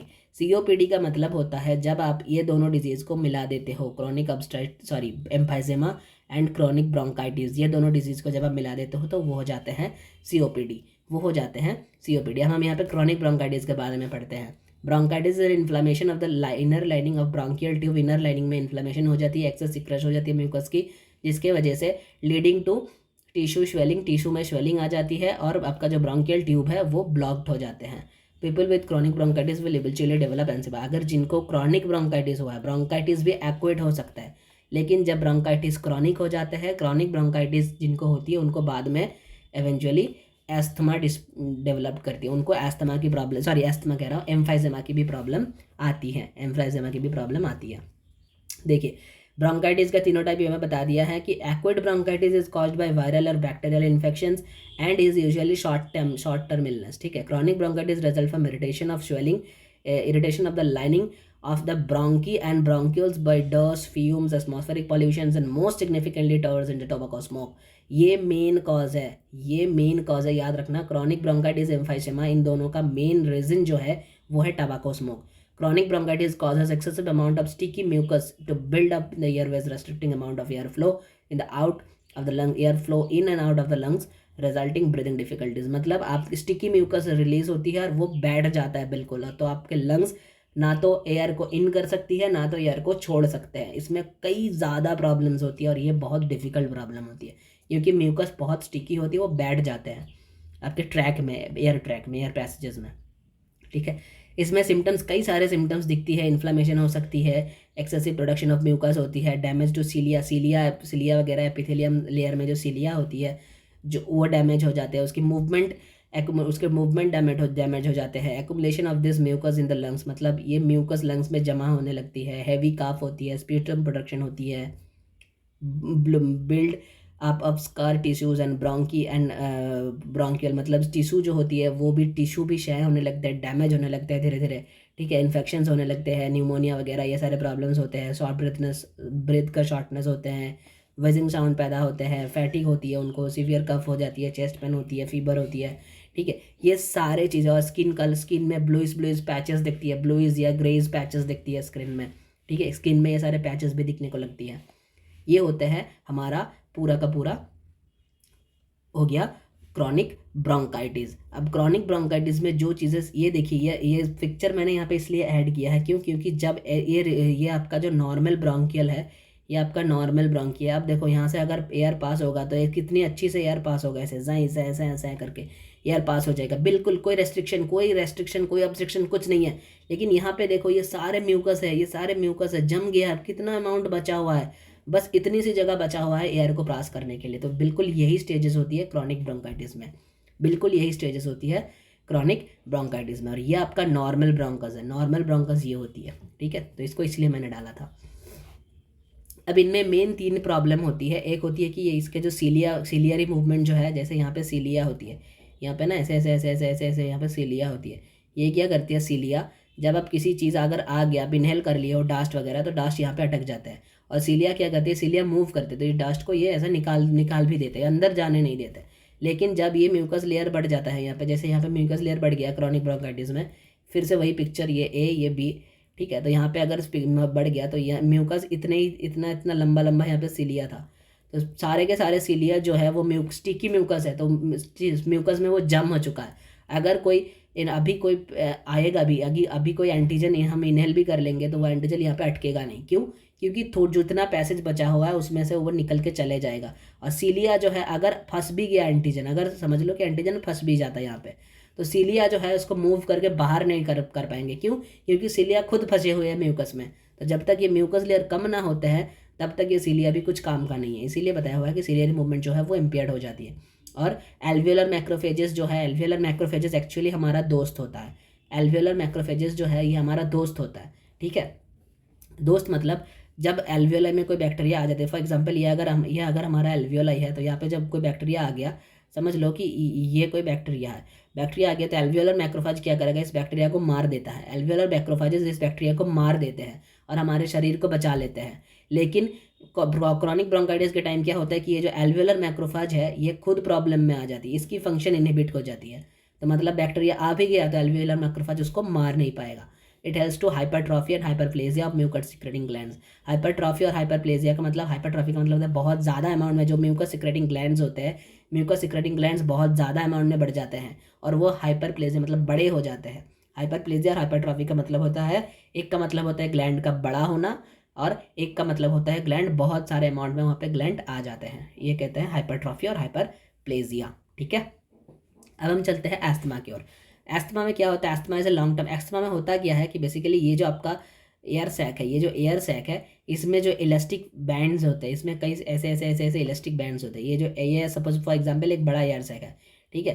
तो इसमें ना ऐसे ऐसे एयर बैंड्स होते हैं, ऐसे ऐसे यहाँ पे फाइबर बैंड्स होते हैं, ऐसे ऐसे, ठीक है। तो होता क्या है कि जब हम इनहेल करते हैं तो ये जो एल्वियोलाई है ये ऐसे फुल जाते हैं। जब हम इनहेल करते हैं तो ये ऐसे एल्वियोलाई ऐसे फुल जाते हैं। जब हम एक्सेल करते हैं तो क्योंकि ये इलास्टिक बैंड बंधे हुए होते हैं, तो जब हम एक्सेल करते हैं तो ये बैंड एक्चुअली रिकॉइलिंग होती है, इस बैंड का रिकॉइलिंग होती है, जिसकी वजह से हम ऐसे एक्सेल कर पाते हैं, मतलब एयर निकल जाता है, ऐसे एयर निकल जाता है बाहर, ठीक है, ऐसे बाहर निकल जाता है। लेकिन अस्थमा में होता क्या है, एम्फाइजेमा में ये होती है कि ये जो इलास्टिक बैंड्स है ना, इसकी जो इलास्टिक प्रॉपर्टी है वो लॉस हो जाती है, जिसके कारण होता ये है कि हमने इनहेल तो कर लिया, फॉर एग्जाम्पल हम इनहेल कर लिया, ये डायलेट हो गया है, ठीक है, ये डायलेट हो गया। अब यहाँ पे इलास्टिक बैंड्स तो हैं, लेकिन इनका जो रिकॉइलिंग प्रॉपर्टी है वो डिस्ट्रॉय हो गया। मतलब ये यार रिकॉइल नहीं हो पा रही है, ये बैक नहीं आ पा रही है उतनी फोर्स के साथ, मतलब हम एक्सेल नहीं कर पाते हैं, जिसके कारण हमें एक्सेल करने में प्रॉब्लम होती है। अस्थमा एम्फाइजेमा में मेन प्रॉब्लम जो होती है, इनहेल तो कर लेते हैं लेकिन एक्सेल नहीं कर पाते, जिसके कारण जो एयर है वो ट्रैप्ड हो जाता है। अस्थमा में प्रॉब्लम यही होती है कि जो एयर होती है वो ट्रैप हो जाता है अंदर जाके, ठीक है। इनके साइन एंड सिम्टम्स क्या क्या है, इनके साइन एंड सिम्टम देखो, क्रॉनिक कफ होती है, ब्लू स्किन कलरेशन, इसलिए ब्लू स्किन कलरेशन दिखती है क्योंकि जो एयर है वो ट्रैप हो गया है, कार्बन डाइऑक्साइड ट्रैप हो रहा है अंदर जाके, ठीक है, वो निकल नहीं पा रहे, कार्बन डाइऑक्साइड भी निकल नहीं पा रहे, वो ट्रैप हो गया है, वो निकल नहीं पा रहे, इसीलिए ब्लू स्किन कलरेशन दिखती है, ब्लू स्किन में पैचेस दिखती है। Difficulty in breathing, shortness of breath, wheezing sound, pursed breathing, फिर मतलब जिसको शॉर्टनेस ऑफ ब्रीदिंग कहते हैं, विजिंग साउंड, ये सारी चीज़ें हमें दिखती है, ठीक। फिर आते हैं ट्यूबरकुलोसिस। ट्यूबरकुलोसिस बेसिकली एक बैक्टीरिया के कारण होता है जिसका नाम है माइकोबैक्टीरियम ट्यूबरकुलोसिस। अब इस टीबी 2 तरीके की होते हैं बेसिकली, यहाँ पे देखिए क्या बताया हुआ है। The classical and most common example of chronic infection of lungs is, basically ये क्रॉनिक इन्फेक्शन टाइप की बीमारी है, ये एक इन्फेक्शन टाइप की बीमारी है, पल्मोनरी ट्यूबरकुलोसिस। पल्मोनरी लेशंस हो जाते हैं कॉज्ड बाय माइकोबैक्टीरियम ट्यूबरकुलोसिस। अब इसके नाम में ना माइक्रो मत लिख देना, ये माइको है, सी ओ है, CR नहीं है इसमें, ठीक है। हालांकि आपसे ये पूछ सकते हैं, एक में R दे देगा, एक में R नहीं देगा, और जल्दबाजी के कारण आप लोग R को सही करके आओगे, लेकिन इसको माइकोबैक्टीरियम कहते हैं, not micro. Mycobacterium tuberculosis and other mycobacterium granulomatous inflammations. ये माइकोबैक्टीरियम करता क्या है, ये जाके आपकी जो पल्मोनरी है, मतलब आपकी जो लंग्स है, वहाँ पे डैमेज करने लगता है, धीरे धीरे आपके लंग्स के मैक्रोफाज को डिस्ट्रॉय करते हैं, डैमेज करते हैं, फिर आपके पूरे लंग्स में ये फैल जाते हैं। इसी प्रॉब्लम को हम कहते हैं ट्यूबरकुलोसिस, ठीक है। इसी प्रॉब्लम को हम कहते हैं ट्यूबरकुलोसिस। इसकी सिम्टम्स परसिस्ट कॉफ होती है, चेस्ट पेन होती है, cough and blood sputum, blood में स्प्यूटम मतलब ब्लडी स्प्यूटम, मतलब आप जब थूकते हो तो थूक में ब्लड दिखती है, ब्लड स्ट्रेसेस मिलती है, shortness of breath, urine discolouration, cloudy and reddish urine होती है, फीवर विथ चिल, मतलब आपको फीवर आते हैं, चिल फीवर आते हैं, फैटिग होती है इसमें। तो ये सारे प्रॉब्लम्स इनमें दिखती है, किनमें, ट्यूबरकुलोसिस में। ट्यूबरकुलोसिस दो तरीके की होती है, एक होती है प्राइमरी ट्यूबरकुलोसिस, एक होती है सेकेंडरी ट्यूबरकुलोसिस। प्राइमरी ट्यूबरकुलोसिस किसे कहा जाता है, the infection of an individual who has not been previously infected is called primary tuberculosis. मतलब क्या है कि जिनको पहली बार लाइफ में पहली बार अगर किसी को टीबी हुआ है तो उसको हम कहते हैं प्राइमरी ट्यूबरकुलोसिस। अब समझ लो बच्चों में, अब समझ लो ये एक इंसान है, ठीक है, ये समझ लो कि ये एक इंसान है। फॉर एग्जाम्पल ये ऐसे बैठा हुआ है या फिर डांस कर रहा है, कुछ भी कर रहा है, ये इनका हाथ है, लंबे लंबे हाथ है इनका। चलो ये एक इंसान है, इसका नाम है एक्स, इस इंसान का नाम है एक्स, ठीक है। तो इनको पहले फर्स्ट टाइम इनका जब ट्यूबरकुलोसिस हुआ था तब इनका एज था फॉर एग्जाम्पल 11 ईयर्स, इनका एज था 11 ईयर्स। अब इनको फिर जब ये बूढ़ा होने लगे 58 ईयर्स में या तो फिर 65 ईयर्स में इनको फिर से ट्यूबरकुलोसिस हुआ है। तो जो 11 ईयर्स में हुआ था उसको हम कहेंगे प्राइमरी ट्यूबरकुलोसिस, जो 65 ईयर्स में हुआ है उसको हम कहेंगे सेकेंडरी ट्यूबरकुलोसिस। क्यों, the infection that individual who has previously infected is called secondary tuberculosis और क्रॉनिक ट्यूबरकुलोसिस। मतलब जो पहले ट्यूबरकुलोसिस हुआ था तब क्योर हो गया था, लेकिन एक्चुअली अगर हम इनकी पैथोफिजियोलॉजी पढ़ेंगे तो आप देखोगे कि ट्यूबरकुलोसिस के बैक्टीरिया जो है तो वहाँ पे केजियस नेक्रोसिस फॉर्म हो जाता है और ये क्योर नहीं होते हैं, ये बेसिकली क्रेजियस नेक्रोसिस होता है, वहाँ पे ग्रैनुलोमा फॉर्म हो जाती है, तो मल्टीपल ग्रैनुलोमास फॉर्म हो जाते हैं, घोन फोकस, घोन कॉम्प्लेक्सेस, ये सारी चीज़ें फॉर्म होते हैं, जिसकी वजह से होता क्या है कि ये जो बैक्टीरिया है ट्यूबरकुलोसिस की वो ऐसे उनको दब जाती है, इन सारे चीज़ों में वो दब जाती है, और बाद में जब आपकी इम्यून पावर वीक हो जाती है तो ये बैक्टीरिया फिर से जग उठती है, ये फिर से जग जाती है, बैक्टीरिया फिर से एक्टिव हो जाता है और ये दवाएं मचाने लगता है, तो जिसको कहते हैं सेकेंडरी ट्यूबरकुलोसिस, ठीक है। चलिए ये हो गया हमारा सारा का सारा रेस्पिरेटरी डिसऑर्डर कंप्लीट। अब हम चलते हैं कार्डियोवास्कुलर डिसऑर्डर पे, चलिए देखते हैं आगे। चलिए कार्डियोवास्कुलर में पहला डिसऑर्डर जो है वो है हाइपरटेंशन। हाइपरटेंशन को क्या कहा जाता है, इसको साइलेंट किलर कहते हैं, हाइपरटेंशन को कहते हैं साइलेंट किलर, ठीक है। अब हाइपरटेंशन को कहते हैं साइलेंट किलर। तो blood pressure is determined both by the amount of blood in your heart pumps and the amount of resistance to blood flow in your arteries. इसको हम ब्लड प्रेशर कहते हैं। ब्लड प्रेशर किसे कहते हैं ना, जब ब्लड फ्लो होती है आर्टरीज के जरिए तो आर्टरी में जो प्रेशर क्रिएट होता है ब्लड की फ्लो करने के लिए, ब्लड की फ्लो करने की वजह से उस प्रेशर को हम कहते हैं ब्लड प्रेशर। अब क्या कह रहा है, 3 नंबर पॉइंट में कह रहा है कि LDL deposition in arteries make plug and pressure increased. अगर आपकी आर्टरी में एलडीएल डिपोजिशन हो जाती है तो आपका ब्लड प्रेशर जो है वो बढ़ जाते हैं। This process is called as atherosclerosis. इस प्रोसेस को क्या कहा जाता है, एथेरोस्क्लेरोसिस कहते हैं। Blood pressure is the force exerted by the blood against the wall of the blood vessels. Normal blood pressure होता है 120/80 mmHg, but after the age of 50 normal blood pressure will be 149/90 mmHg। Okay, ये आपका कुछ facts हो गया है। अब हम फ्लैक्चुएशंस के बारे में जानते हैं। सिस्टोलिक प्रेशर किसे कहते हैं, डायस्टोलिक प्रेशर कहते हैं। जब हार्ट जब सिस्टोल करते हैं तब जब ब्लड फ्लो होती है पूरी बॉडी में तब आयोटा में जो प्रेशर होती है उसको हम सिस्टोलिक प्रेशर कहते हैं। और डायस्टोल के टाइम जब पूरे बॉडी से ब्लड जब वापस आते हैं तब जो प्रेशर क्रिएट होता है उसको हम डायस्टोलिक प्रेशर कहते हैं। ये हो गया हमारा सिस्टोलिक एंड डायस्टोलिक। अब 3 फ्लैक्चुएशंस मेनली होता है। माइल्ड फ्लैक्चुएशन में क्या हो सकता है, माइल्ड फ्लैक्चुएशन में जो आपका प्रेशर है वो 90 से लेकर 105 तक हो सकती है, मॉडरेट में 105 से लेकर 120 तक हो सकती है, सीवियर में 120 प्लस हो जाती है डायस्टोलिक प्रेशर, ठीक है। सीवियर जिनको होती है 120 प्लस हो जाती है। अब यहाँ पे ब्लड प्रेशर रेंजेस बता दिए। हेल्दी जिनका होता है, सिस्टोलिक होता है 120, डायस्टोलिक 80। एलिवेटेड में सिस्टोलिक 120 to 129 हो सकते हैं, डायस्टोलिक 80 के ऊपर होंगे, एंड सॉरी डायस्टोलिक होता है लेस देन 80, डायस्टोलिक 80 के नीचे ही होती है, डायस्टोलिक 80 या 80 के नीचे होती है। स्टेज 1 हाइपरटेंशन में क्या होता है 130 टू 139 हो जाते हैं सिस्टोलिक, डायस्टोलिक 80 टू 89 हो जाती है। स्टेज 2 में 140 से ज़्यादा हो जाते हैं सिस्टोलिक, और डायस्टोलिक होते हैं 90 से ज़्यादा, ठीक है। हाइपरटेंशन क्राइसिस में क्या होती है, जिसको हाइपरटेंशन क्राइसिस बोलते हैं, इसमें 180 के ज़्यादा हो जाते हैं सिस्टोलिक, और जो आपका डायस्टोलिक है वो 120 से ज़्यादा हो जाता है, ठीक है। और बिल्कुल ये चीज़ें ना जो है ब्लड प्रेशर जो है ये कई बार क्लाइमेट के ऊपर भी डिपेंड करते हैं, कई बार ब्लड प्रेशर जो है ये क्लाइमेट के ऊपर भी बहुत एक्चुअली डिपेंड करते हैं। तो ऐसा नहीं है कि किसी का 129 ब्लड प्रेशर दिखा रहा है मतलब वो हाइपरटेंशन की पेशेंट है, ये मत कर लेना, क्योंकि कई बार कई रीजंस के लिए हाई ब्लड प्रेशर जो है वो फ्लैक्चुएस होने लगता है, वो धीरे धीरे नॉर्मल में भी आ जाते हैं, ठीक है। बेसिकली इनके कॉजेज क्या होते हैं, जीन्स के कारण भी हो सकते हैं, स्मोकिंग, ओबेसिटी, हाइट मतलब सॉल्ट वगैरह ले रहा है, अल्कोहल कंजम्पशन कर रहा है, स्ट्रेस बहुत ज़्यादा है, लैक ऑफ एक्सरसाइज, एजिंग, ये सारे तो हो गया प्राइमरी कॉजेज। सेकेंडरी कॉजेज में अगर किन्हीं को स्लीप एपनिया है, किन्हीं को कोई हार्ट डिफेक्ट है, किडनी प्रॉब्लम है, थायराइड की कोई प्रॉब्लम है, कंडीशन है, बहुत ज़्यादा मेडिसिन वगैरह ले लिया है, मतलब ब्लड प्रेशर कम था, बढ़ाने के लिए मेडिसिन डॉक्टर ने 7 दिन का सजेस्ट किया था, उन्होंने अपने आप में 7 दिन की जगह वो 15 दिन ले लिया है, तो ऑब्वियसली रीज़न वही होगा, बाद में उनको रिजल्ट वही मिलेगा कि उनका ब्लड प्रेशर बहुत ज़्यादा बढ़ गया है, ठीक है। इसके साइन एंड सिम्टम्स क्या क्या होते हैं, डिजीनेस हो सकती है, इरेगुलर हार्ट बीट होते हैं, नोजिया होता है जी, वॉमिटिंग होती है, फेंटिंग मतलब कभी कभी सर चकरा जाता है, गिर जाता है, लो ब्लड प्रेशर का सिग्नल्स भी कभी कभी ये लोग गिर जाते हैं लो ब्लड प्रेशर में, ठीक है। और फैटिग आने लगती है, मतलब क्लांति आती है, इनको ज़्यादा काम करने की इच्छाएं नहीं होती है। यौगिक मैनेजमेंट क्या क्या हो सकते हैं इनमें, चेस्ट एक्सपेंशन एक्टिविटीज़ भी बहुत ज़्यादा मतलब हेल्पफुल है इनमें भी, तो hands in and out breathing करवा सकते हो, hands up and down, IRT, Hastottanasana, Bhujangasana, DRT, NYB, Sheetali, Sheetkari, Om meditation, ये हमने सजेस्ट किया है, आप इनको पेशेंट के अकॉर्डिंग मॉडिफाई ज़रूर कर सकते हैं, इनमें कोई दोहराए नहीं है। फिर आती है angina pectoris. Basically angina pectoris ये होती है कि जब आपकी एथेरोस्क्लेरोसिस हो जाती है, यानी ये अगर आपकी हार्ट मसल्स है तो इनमें अगर ऐसे प्लग फॉर्मेशन हो जाती है, जिसको हम एथेरोस्क्लेरोसिस कहते हैं, पहले ही हमने पढ़ा था थोड़ी देर पहले।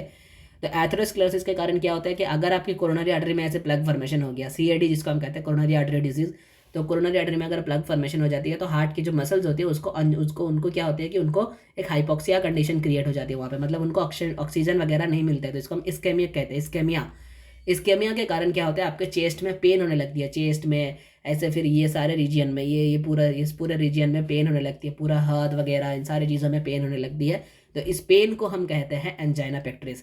बता दिया देखिए यहाँ पे, angina is a chest pain, discomfort और टाइटनेस और occurs when an area of heart muscles doesn't get enough blood oxygen, जिसको कहते हैं hypoxia.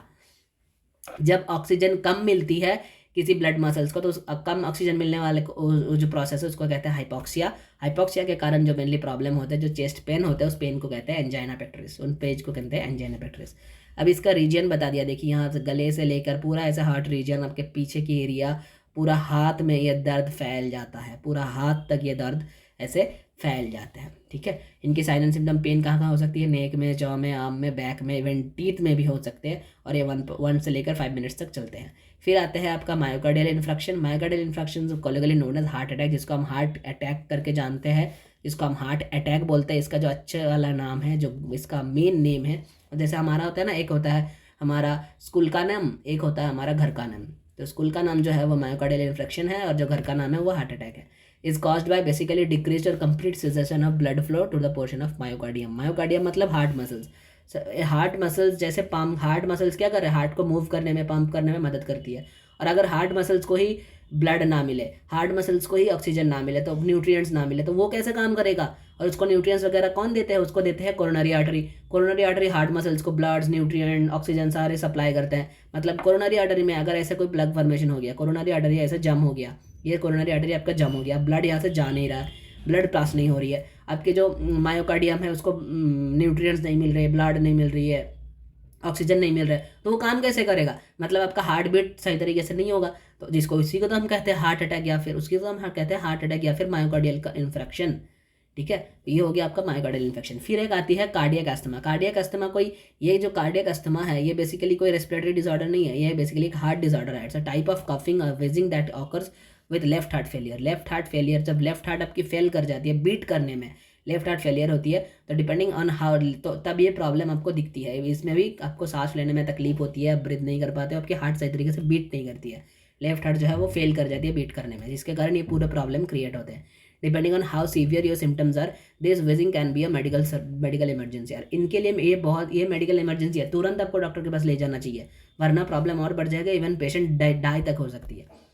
Heart failure can cause heart failure can cause fluid to build up in your lungs in and around your airways। Actually क्या होता है कि lungs में आपके पानी भर जाता है। देखना कई बार डॉक्टर कहते हैं कि लंग्स में पानी जम गया है, तो पानी जम गया है मतलब क्या है कि हमने जो पानी पिया है वो लंग्स में जाके जम गया। जी नहीं, ऐसा नहीं होता है। जो फ्लूइड होती है एक्चुअली आप देखना कि लंग्स में से जब, जैसे कि हमारा ब्लड वेस्कुलर सिस्टम आप लोग जब पढ़ते हो तो ब्लड वेस्कुलर सिस्टम में आप लोग ऐसे देखते हो ना कि ये अगर आपका लंग्स है, ये अगर आपका लंग्स है और ये समझ लो कि अगर आपका हार्ट है, तो ऐसे हार्ट में से लेफ्ट ऑट्रियम में कहाँ से आते हैं ब्लड, जो प्यूरिफिकेशनरी ब्लड होती है वो कहाँ से आते हैं, लेफ्ट ऑट्रियम में वो कहाँ से आती है, वो लंग्स से आती है ना। लेफ्ट ऑट्रियम में लंग्स में से आते हैं ना, थ्रू पल्मोनरी आर्टरी या pulmonary vein, through pulmonary vein के जरिए लेफ्ट ऑट्रियम में ब्लड आती है। तो जब लेफ्ट ऑट्रियम में ब्लड आती है, एक्चुअली क्या होता है, लेफ्ट ऑट्रियम में एक बैक प्रेशर क्रिएट होता है, और बैक प्रेशर के कारण ब्लड जो है वो बैक होके लेफ्ट ऑट्रियम में भर नहीं पाता है, जिसके कारण फ्लूइड में वो लंग्स में जमा हो जाती है, वो लंग्स में ब्लड पहुंच जाता है, जिसके कारण लंग में फ्लूइड बिल्डअप होती है, फ्लूइड बिल्ड हो जाती है। लंग में एक्चुअली होता यह है कि वो फ्लूइड बिल्ड हो जाती है, कोई पानी वानी नहीं जमते हैं, लेकिन उसको आम भाषा में कहते हैं लंग्स में पानी जम गया। इसी कंडीशन को कहते हैं कार्डियक अस्थमा, कार्डियक अस्थमा। ठीक है, फिर आता है congestive heart failure sometime known as congestive heart failure occurs when the heart muscle doesn't pump blood as well it should. Heart muscles को जितना ब्लड पंप करना चाहिए था उतना पंप नहीं किया है। When this happens blood flow often backs up and fluid can build up in the lungs. देखिए ब्लड फ्लो क्या होता है कि यहाँ पे बैक प्रेशर क्रिएट होता है और फ्लूइड जो है वो लंग्स में बिल्ड होने लगता है, लंग्स तक बैक चले जाता है, क्योंकि बैक प्रेशर क्रिएट हो रहा है ना, हार्ट मसल्स पंप नहीं कर पा रहे सही तरीके से। तो हार्ट अगर सही तरीके से पंप नहीं करेगा, ब्लड आगे नहीं जाएगा, तो ब्लड तो हार्ट में ऑलरेडी है, फिर भी लंग से ब्लड आ रहा है तो हार्ट में कितना रहेगा, फिर एक टाइम पे वो भर जाएगा, वो बैक प्रेशर क्रिएट कर रहा है, वो लंग्स को कह रहा है तुम लो इस ब्लड को, तो बैक फोर्स में लंग्स की तरफ भेज रहा है, जो कि नॉर्मली नहीं होना चाहिए, जिसके कारण हार्ट फेल हो जाता है। एक्चुअली इसके कारण ही हार्ट फेल होती है, और इसके कारण आपके हार्ट लंग्स में जो है वो फ्लूइड कंजम्पशन होने लगती है, इसको कहते हैं कार्डियक अस्थमा। और जब हार्ट फेल होती है, हार्ट फेलियर को कहते हैं कंजेस्टिव हार्ट फेलियर। ठीक है, इसका सिम्टम्स क्या होता है, सेम सिम्टम्स होती है, शॉर्टनेस ऑफ ब्रेथ होती है, फैटिग होती है, स्वेलिंग होती है, रैपिड इरेगुलर हार्ट बीट होती है, reduce ability to exercise, persistent cough हो जाती है, स्वेलिंग होती है, वेरी रैपिड वेट गेन हो जाती है क्योंकि फ्लूइड बिल्डअप हो रही है, नोजिया होती है, डिफिकल्टी कंसंट्रेटिंग होती है इनका, और chest pain if heart failure is caused by heart attack. Chest pain मतलब वही एंजाइना, ये सारे प्रॉब्लम्स दिखती है। तो ये हो गया हमारा सारा का सारा कार्डियोवास्कुलर कंप्लीट। अब हम चलते हैं एंडोक्राइन की तरफ, अब हम चलते हैं एंडोक्राइन डिसऑर्डर की तरफ। चलो आगे बढ़ते हैं। एंडोक्राइन में पहला है डायबिटीज मेलिटस। डायबिटीज मेलिटस के बारे में देखते हैं। चलिए, diabetes mellitus is a carbohydrate metabolism related disorder. ये basically carbohydrate metabolism related disorder है। In this disease glucose level is disbalanced.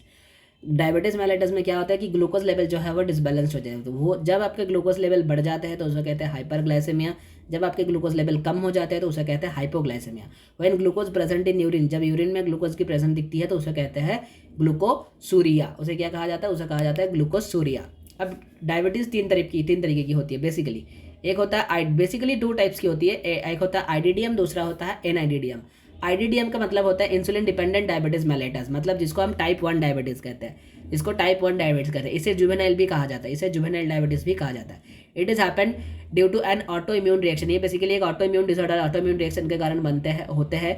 It can happen below 20 years. ये ज़्यादातर 20 साल के नीचे बच्चों में ही हो जाते हैं क्रिएट, और ये चलती है लॉन्ग टाइम तक। Above 20 years old in this type of case patient have to take insulin।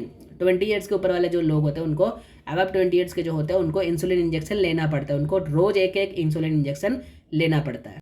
फिर आता है एनआईडीडीएम पे। एनआईडीडीएम का पूरा नाम होता है non insulin dependent diabetes mellitus, non insulin dependent diabetes mellitus, जिसको हम टाइप 2 डायबिटीज भी कहते हैं। इसमें क्या होता है एक्चुअली, ये एडल्ट में होते हैं, मिडिल एज में होते हैं, in this case insulin doesn't work properly. इनमें यह होता है कि इंसुलिन प्रॉपरली काम नहीं करता है। टाइप 1 डायबिटीज़ में जो होते हैं वो है आपका जो बीटा सेल है, या आपका जो बीटा सेल होता है, ये बीटा सेल एक्चुअली डिस्ट्रॉय हो जाता है, जिसके कारण इंसुलिन सिक्रेट ही नहीं होती है, ब्लड में जी, इसलिए आपको अलग से इंसुलिन लेना पड़ता है, इंजेक्शन लेना पड़ता है अलग से, सिंथेटिक इंसुलिन इंजेक्ट करना पड़ता है शरीर में। लेकिन जो एनआईडीडीएम होता है यानी non insulin dependent diabetes mellitus, उसमें क्या होता है कि बीटा सेल से इंसुलिन जो है, बीटा सेल से जो इंसुलिन है वो रिलीज हो रहा है, लेकिन वो इंसुलिन काम नहीं कर पा रहा है सही तरीके से। मतलब क्या है कि वो इंसुलिन लीवर में अटैच नहीं हो पा रही है, क्योंकि आपका जो इंसुलिन है वो लीवर में अटैच होती है, तब भी आपके जो इंसुलिन जब लीवर में अटैच होती है तो लीवर का जो ब्लड फ्लो जो होता है वो खुल जाता है, जिसके कारण ग्लूकोज जो है वो लीवर में स्टोर हो पाता है, जा पाता है, ग्लूकोज लीवर में चले जाते हैं, फिर लीवर में ग्लूकोज ग्लाइकोजन में कन्वर्ट हो जाती है, और क्या होता है कि उसमें ग्लाइकोजन के रूप में स्टोर हो जाती है ग्लूकोज जो है, ठीक है। फिर एक आती है जो उसको हम कहते हैं एमआरडीएम यानी malnutrition related diabetes mellitus.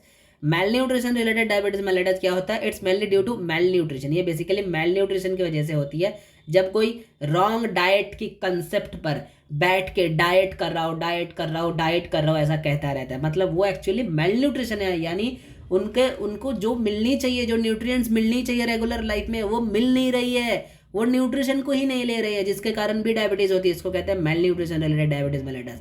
एक होती है जेस्टेशनल डायबिटीज। अब जेस्टेशनल डायबिटीज किसे कहते हैं? जेस्टेशनल डायबिटीज जब जो जेस्टेशन के टाइम होती है, यानी प्रेगनेंसी में, जो प्रेगनेंसी के दौरान होती है, फर्स्ट टाइम प्रेगनेंसी के दौरान जो डायबिटीज होती है उसको कहते हैं जेस्टेशनल डायबिटीज, ठीक है। ये जेस्टेशनल डायबिटीज जो है ये बाद में टाइप 2 डायबिटीज में कन्वर्ट होने के चांसेस होते हैं, ये बाद में टाइप 2 डायबिटीज में कन्वर्ट हो जाने की चांसेस होती है मोस्ट केसेस में, ठीक है। In most cases there are no symptoms, इनमें कोई सिम्टम्स नहीं होती है। Blood sugar test during pregnancy is for diagnosis, मतलब ये ब्लड शुगर करवाया जाता है प्रेगनेंसी के टाइम, तो ये डायग्नोज हो जाते हैं। Treatment strategy including daily blood sugar monitoring, इसमें ब्लड शुगर को डेली मॉनिटर करना चाहिए, हेल्दी डाइट लेना चाहिए, एक्सरसाइज थोड़ा वगैरह करना चाहिए, monitoring the baby health, baby की हेल्थ को भी मॉनिटर करना चाहिए। If blood sugar is too high then medication is required. Otherwise इनमें जो प्रेगनेंसी के हम जो मॉड्यूल सेट करते हैं, थेरेप्यूटिक मॉड्यूल, उनमें हम डायबिटीज़ के लिए भी कुछ प्रैक्टिस डाल देते हैं जब इनका डायबिटीज़ मैनेजमेंट में आ जाती है तो, ठीक है। सिम्टम्स क्या है? सिम्टम्स इसका होता है सडन बॉडी वेट डिक्रीज हो जाती है, एक्सेसिव थ्रस्ट आती है, लॉस ऑफ एपेटाइट हो जाती है, मतलब खिदा भूख नहीं लगती इनको, too late to heal the wound, कोई जो वुंड होती है बॉडी में वो सरने में, वो ठीक होने में बहुत टाइम लग जाता है, हैवी ब्लर विजन होती है, ग्लूकोसूरिया का मतलब होता है जब आपकी यूरिन में ग्लूकोज की प्रेजेंट दिखती है, फील वेरी टायर्ड, ऑलवेज फैटिक रहती है इनकी बॉडी में। मेन प्रैक्टिस क्या क्या है इनमें? मुख्य धोती हम करवा सकते हैं, कटी चक्रासन करा सकते हैं, एब्डोमिनल ब्रीडिंग IRT करा सकते हैं, वक्रासन करा सकते हैं, उत्तान मुंडुकासन करा सकते हैं, अर्धमस्तिष्कासन करा सकते हैं, उड्डयन बंद करवा सकते हैं, ANYB मतलब अल्टरनेटिव योगा ब्रीदिंग, उकर चैंटिंग, सन मेडिटेशन वगैरह, ये सारी चीज़ें हम करा सकते हैं। लेकिन ये वैरी करेगा आपके पेशेंट के हेल्थ के अकॉर्डिंग। अगर कोई प्रेग्नेंट वुमेन है तो ये सारे प्रैक्टिस उनको मत दे दो, उड्डयन बंधा वगैरह ये सारे उनको मत दे दो। प्रेग्नेंट वुमेन है तो उनको ख्याल रखो कि वो फर्स्ट ट्राइमेस्टर की प्रेगनेंसी चल रही है उनकी, तो उस हिसाब से उनकी मॉड्यूल प्रिपेयर करनी चाहिए, ठीक है। तो ऑब्वियसली इस मॉड्यूल को मॉडिफाई करना चाहिए अकॉर्डिंग टू पेशेंट कंडीशन, ठीक है। चलो अब आगे बढ़ते हैं। नेक्स्ट है हाइपो एंड हाइपरथायरॉयडिज्म। देखिए अब हम पढ़ेंगे थायराइड के बारे में। Largest endocrine glands in human, ये कुछ फैक्ट्स दिया हुआ है। थायराइड जो हमारा है वो सबसे लार्जेस्ट एंडोक्राइन ग्लैंड्स होते हैं ह्यूमन बॉडी में। Secretes 3 hormone which regulate metabolic and play a major role in mental and physical development. The major disorder of thyroid 1 are, एक होता है हाइपोथायरॉयडिज्म, जब थायराइड लेवल कम हो जाते हैं तो जो होता है उसको हम कहते हैं हाइपोथायरॉयडिज्म। एक होता है हाइपरथायरॉयडिज्म, एक होता है हाइपो, एक होता है हाइपरथायरॉयडिज्म, ठीक है। और भी कई सारे प्रॉब्लम्स होते हैं जैसे होते हैं गॉइटर, थायराइड, इन सब के बारे में हम आगे पढ़ने वाले हैं डिटेल्स में। Due to abnormal secretion of thyroid disease, due to abnormal secretion of thyroid hormone, thyroid level is disbalanced in blood, because of it thyroid disease will occur, ये सभी को पता है। और due to hyper secretion of thyroid hormone 2 होता है, एक है T3 एक है T4। T3 का नाम जो होता है वो है ट्राईआयोडोटेट्रानिन ट्राईआयोडोथायरोनिन, एंड जो T4 होता है जिसको हम थायरोक्सिन भी कहते हैं, और इसका और एक नाम होता है थायरोनिन, ठीक है। एक होता है ट्राईआयोडोथायरोनिन और एक होता है टेट्राआयोडोथायरोनिन। T4 को टेट्राआयोडोथायरोनिन कहते हैं, इसको हम और एक भी कहते हैं, इसको हम कहते हैं थायरोक्सिन, ठीक है। जब लो सिक्रेशन हो जाती है, जब थायराइड का सिक्रेशन कम, थायराइड हार्मोन्स का जब सिक्रेशन कम होता है तो होता है हाइपोथायरॉयडिज्म, एंड जब थायराइड सिक्रेशन का हार्मोन ज़्यादा होता है तो होता है हाइपरथायरॉयडिज्म, ठीक है। अब हम सिम्टम्स देखते हैं हाइपरथायरॉयडिज्म का। हाइपरथायरॉयडिज्म का सिम्टम्स क्या होता है? मेटाबॉलिक प्रोसेस इंक्रीज हो जाता है, मेंस्ट्रुएशन डिस्टर्ब होता है, वुमेन्स की बिहेवियरल चेंजेस देखने को मिलती है, फैटिक होती है, हेयर लॉस होती है, वेट लॉस हो जाती है, ठीक है। ये सारे होते हैं हाइपर में। हाइपो में क्या चेंजेस होती है, loss of appetite, menstruation disturb होती है, ड्राई स्किन होती है, कंस्टिपेशन होती है, डिलेड प्यूबर्टी होती है एंड पोर मेंटल डेवलपमेंट हो जाते हैं। अब हम कॉजेज देखते हैं हाइपरथायरॉयडिज्म का कॉजेज। हाइपरथायरॉयडिज्म का कॉजेज में सबसे पहला जो हम देखेंगे वो है ग्रेव्स डिजीज। ग्रेव्स डिजीज में होता है एक्चुअली बल्जिंग आइज हो जाता है। ये देखिए आंख के पोर्शन को देखिए अच्छी तरीके से, यहाँ पे बल्जिंग आइज होता है ग्रेव्स डिजीज में। ये बेसिकली एक ऑटो इम्यून डिजीज है। ये बेसिकली एक ऑटो इम्यून डिजीज है। वह thyroid gland is over active. Thyroid gland जो होते हैं वो ओवर एक्टिव हो जाते हैं एंड ज़्यादा अमाउंट में थायराइड हार्मोन प्रोडक्शन करने के लगते हैं। ज़्यादा अमाउंट में ये थायराइड हार्मोन प्रोडक्शन करते हैं, जिसकी वजह से हमारा जो थायराइड हार्मोन है ज़्यादा बढ़ जाते हैं ब्लड में और हाइपरथायरॉयडिज्म क्रिएट हो जाती है। ठीक है। इसका सिम्टम्स क्या क्या है, मेंस्ट्रुअल साइकिल में चेंजेस होते हैं। आई में look enlarge because the eye muscles swell and push the eye forward. Eye muscles में बेसिकली स्वेलिंग होती है एंड ऐसे लगती है कि आंख जैसे निकल के आ जाएगा बाहर, ऐसे देखने को लगती है, इसीलिए आंख बड़ा दिखते हैं। ये देखिए दोनों आंख के ऊपर फोकस कीजिए तो देखिए दोनों बड़ा है। इनमें क्या होता है, बीएमआर भी इंक्रीज हो जाता है, इनमें बीएमआर भी इंक्रीज हो जाता है। एक और कॉजेज होता है थायराइड हाइपरथायरॉयडिज्म का जो है multi nodular goiter. Actually goiter multi nodular goiter ये होता है कि नोड्यूल किसको कहते हैं, नोड्यूल होता है एबनॉर्मल सेल्स को हम नोड्यूल कहते हैं। जैसे ये वाला रीजन है, एबनॉर्मल सेल्स जब ग्रो होती है उसको हम नोड्यूल कहते हैं। In this case the nodule initially में टॉक्सिक, ये जो नोड्यूल होती है थायराइड के लिए, ये जो नोड्यूल होती है बेसिकली टॉक्सिक होता है। ये थायराइड ग्लैंड के पास नोड्यूल बन जाते हैं, हाइपर ग्रोथ हो जाती है, जिसके कारण क्या होता है कि ऑलवेज जो हमारा TSH रिसेप्टर है उसको वो ऑटोनोमस बन जाता है और वो थायराइड ग्लैंड को स्टिमुलेट करता है। जैसे ही थायराइड ग्लैंड स्टिमुलेट होता है तो thyroid gland always T3 and T4 production करने को लग जाता है। हालांकि बॉडी में ज़रूरत नहीं है T3 T4, फिर भी थायराइड जो है वो T3 T4 प्रोडक्शन कर रहे हैं। T3 T4 हार्मोन वो प्रोडक्शन कर रहा है। मतलब एज अ रिजल्ट क्या हो रहा है कि एज अ रिजल्ट जो थायराइड हार्मोन जो है, जो T3 एंड T4 जो हार्मोन है वो क्या हो रहा है, ब्लड में उसका लेवल जो है वो बढ़ रहा है, ब्लड में उसका लेवल जो है वो बढ़ रहा है। ठीक है। फिर इस अदर कॉजेज क्या क्या हो सकते हैं, अदर कॉजेज हो सकते हैं एक्सेसिव इंटेक ऑफ आयोडीन हो सकती है, हेरिडिटी के कारण भी हाइपरथायरॉयडिज्म हो सकते हैं, ट्यूमर के कारण हो सकती है, taking too much of medicine इसके कारण भी हो सकते हैं। ज़्यादा हाइपोथायरॉयडिज्म था, बढ़ाने के लिए मेडिसिन ज़्यादा ले लिया तो हाइपर हो गया।